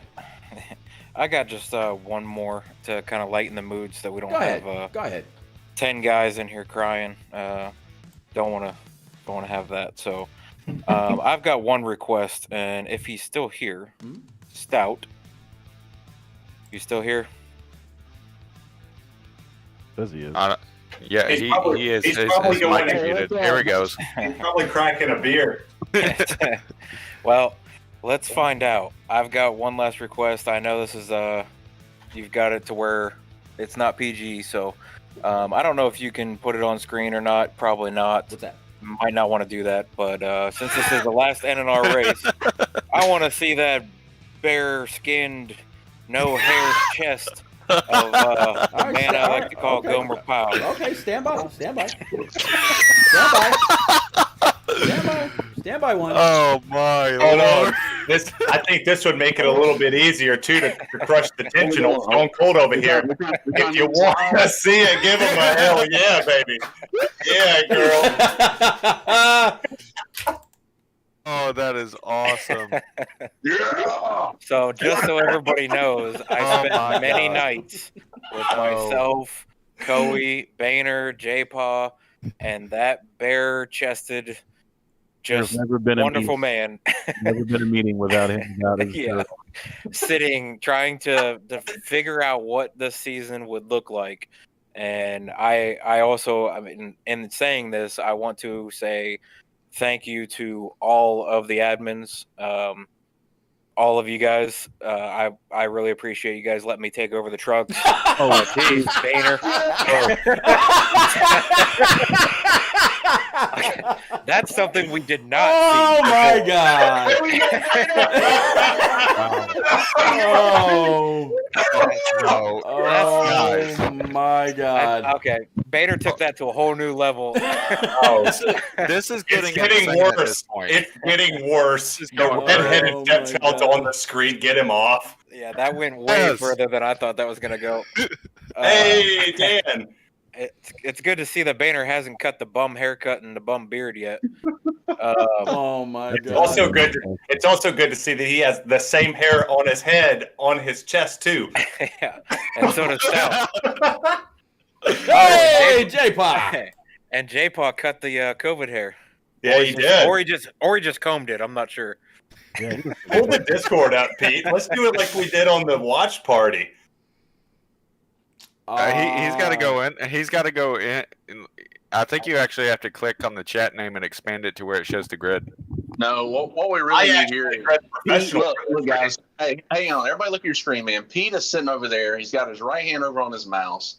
What we need Pete to do is to hit the crystal ball. You know you got one, Pete, in there. I've seen it. All right, it shines different color lights. And I need you to stand up and take that, whatever shirt you got on. Yeah. Take that shirt off. Oh, it's an MTJ shirt. I can't defile it.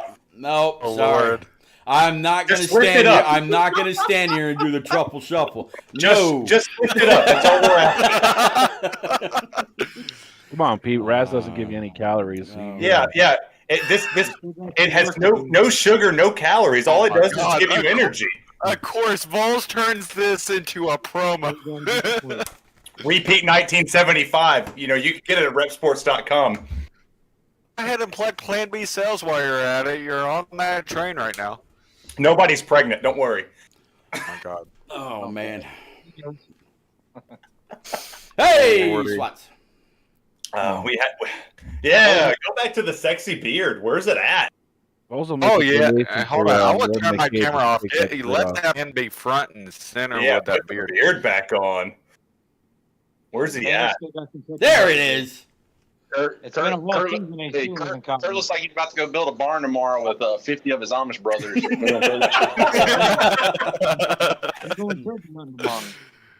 Oh my Lord. Oh man, what a way to end it, man! What a way to end this stream. Taking it to another level here. Unreal. It's amazing. Yeah. So anyway, I just want to say thanks to everybody. Thanks for letting me be in the trucks. Thanks for the drivers. Thanks for the admins, the broadcasters, Coey. I just thank you to everybody. I probably won't be racing anymore, so I'll be sticking into the booth and trying to come up with somewhat of a skill level anywhere comparable to Pete. That's where I'm striving for. That's the goal. That's the top spot in my opinion. So that's where I'm headed for. Thanks, Watts, for everything you've done, bud. Yeah. Hey, by the way, everybody give Swats a round of applause. He came on a stream, first race he ever did on iRacing, and just absolutely crushed it. I mean, he kicked some ass over there calling that a WPRL race. Boehner, you are too sexy for your camera. It looks like he lives in his We haven't mentioned it. I've done that beer. I've also heard, and if we're giving Swats a shout out, Swats, don't you have your first commentating gig? I heard twitch.tv/NNR Swats, you're going to be commentating Turn Down for What on iRacing. Congratulations, man. We're definitely proud of you. Definitely proud. Appreciate it. Can't see the awesome can here. This is really just Starting to promo. think This is what you starting to do, think that- people. I'm telling you, Boehner lives in his garage. Oh, he's How just many gonna- more beers are you going to shotgun before you pass out, you bearded hippie? Boehner's not going to quit. He's muted right now, but You're muted, buddy. All we not gonna see is the quit. old school retro. Not going to quit. He's going to try to outdo your record. Oh, I don't know. I mean, we all have to shotgun a beer when we get down to Daytona. I promise you, Harley's going to put me on a time limit and also a drinking limit because we get too wild when we start shotgunning. Pete's going to put you on a drinking limit. Your first round will cover everybody else's drinking tab. Jesus Christ. By the way, I'm open to take anybody who's not a drinker at Daytona's beer. I mean, I'm not old enough to, so you already know. You already know how that's gonna go. Also, did Stout leave? Hopefully he's still out there since we're taking our shirts off. Oh no. Oh no. Oh, Oh, no. no. Oh no! Turn off the stream. Just turn off the Yeah, stream while you're ahead. Yeah, I'm gonna head out. Oh, There you we go, shut the Banner. camera off. There you go. Turn off the Damn, stream. Boehner.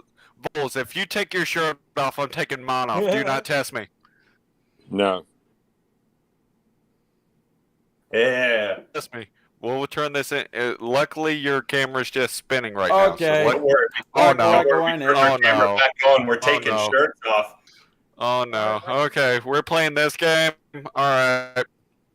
Oh boy. You might want to cut the stream on that one. Oh Pete, boy. I'm still waiting. Go ahead and step out.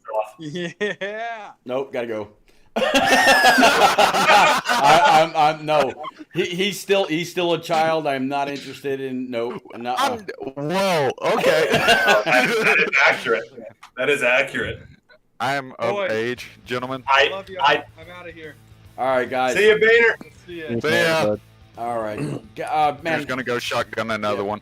So Pete, I tried to make it back to the booth tonight, but when we did that manual pit stop, oh, I for some reason took gas only and no 4 tires.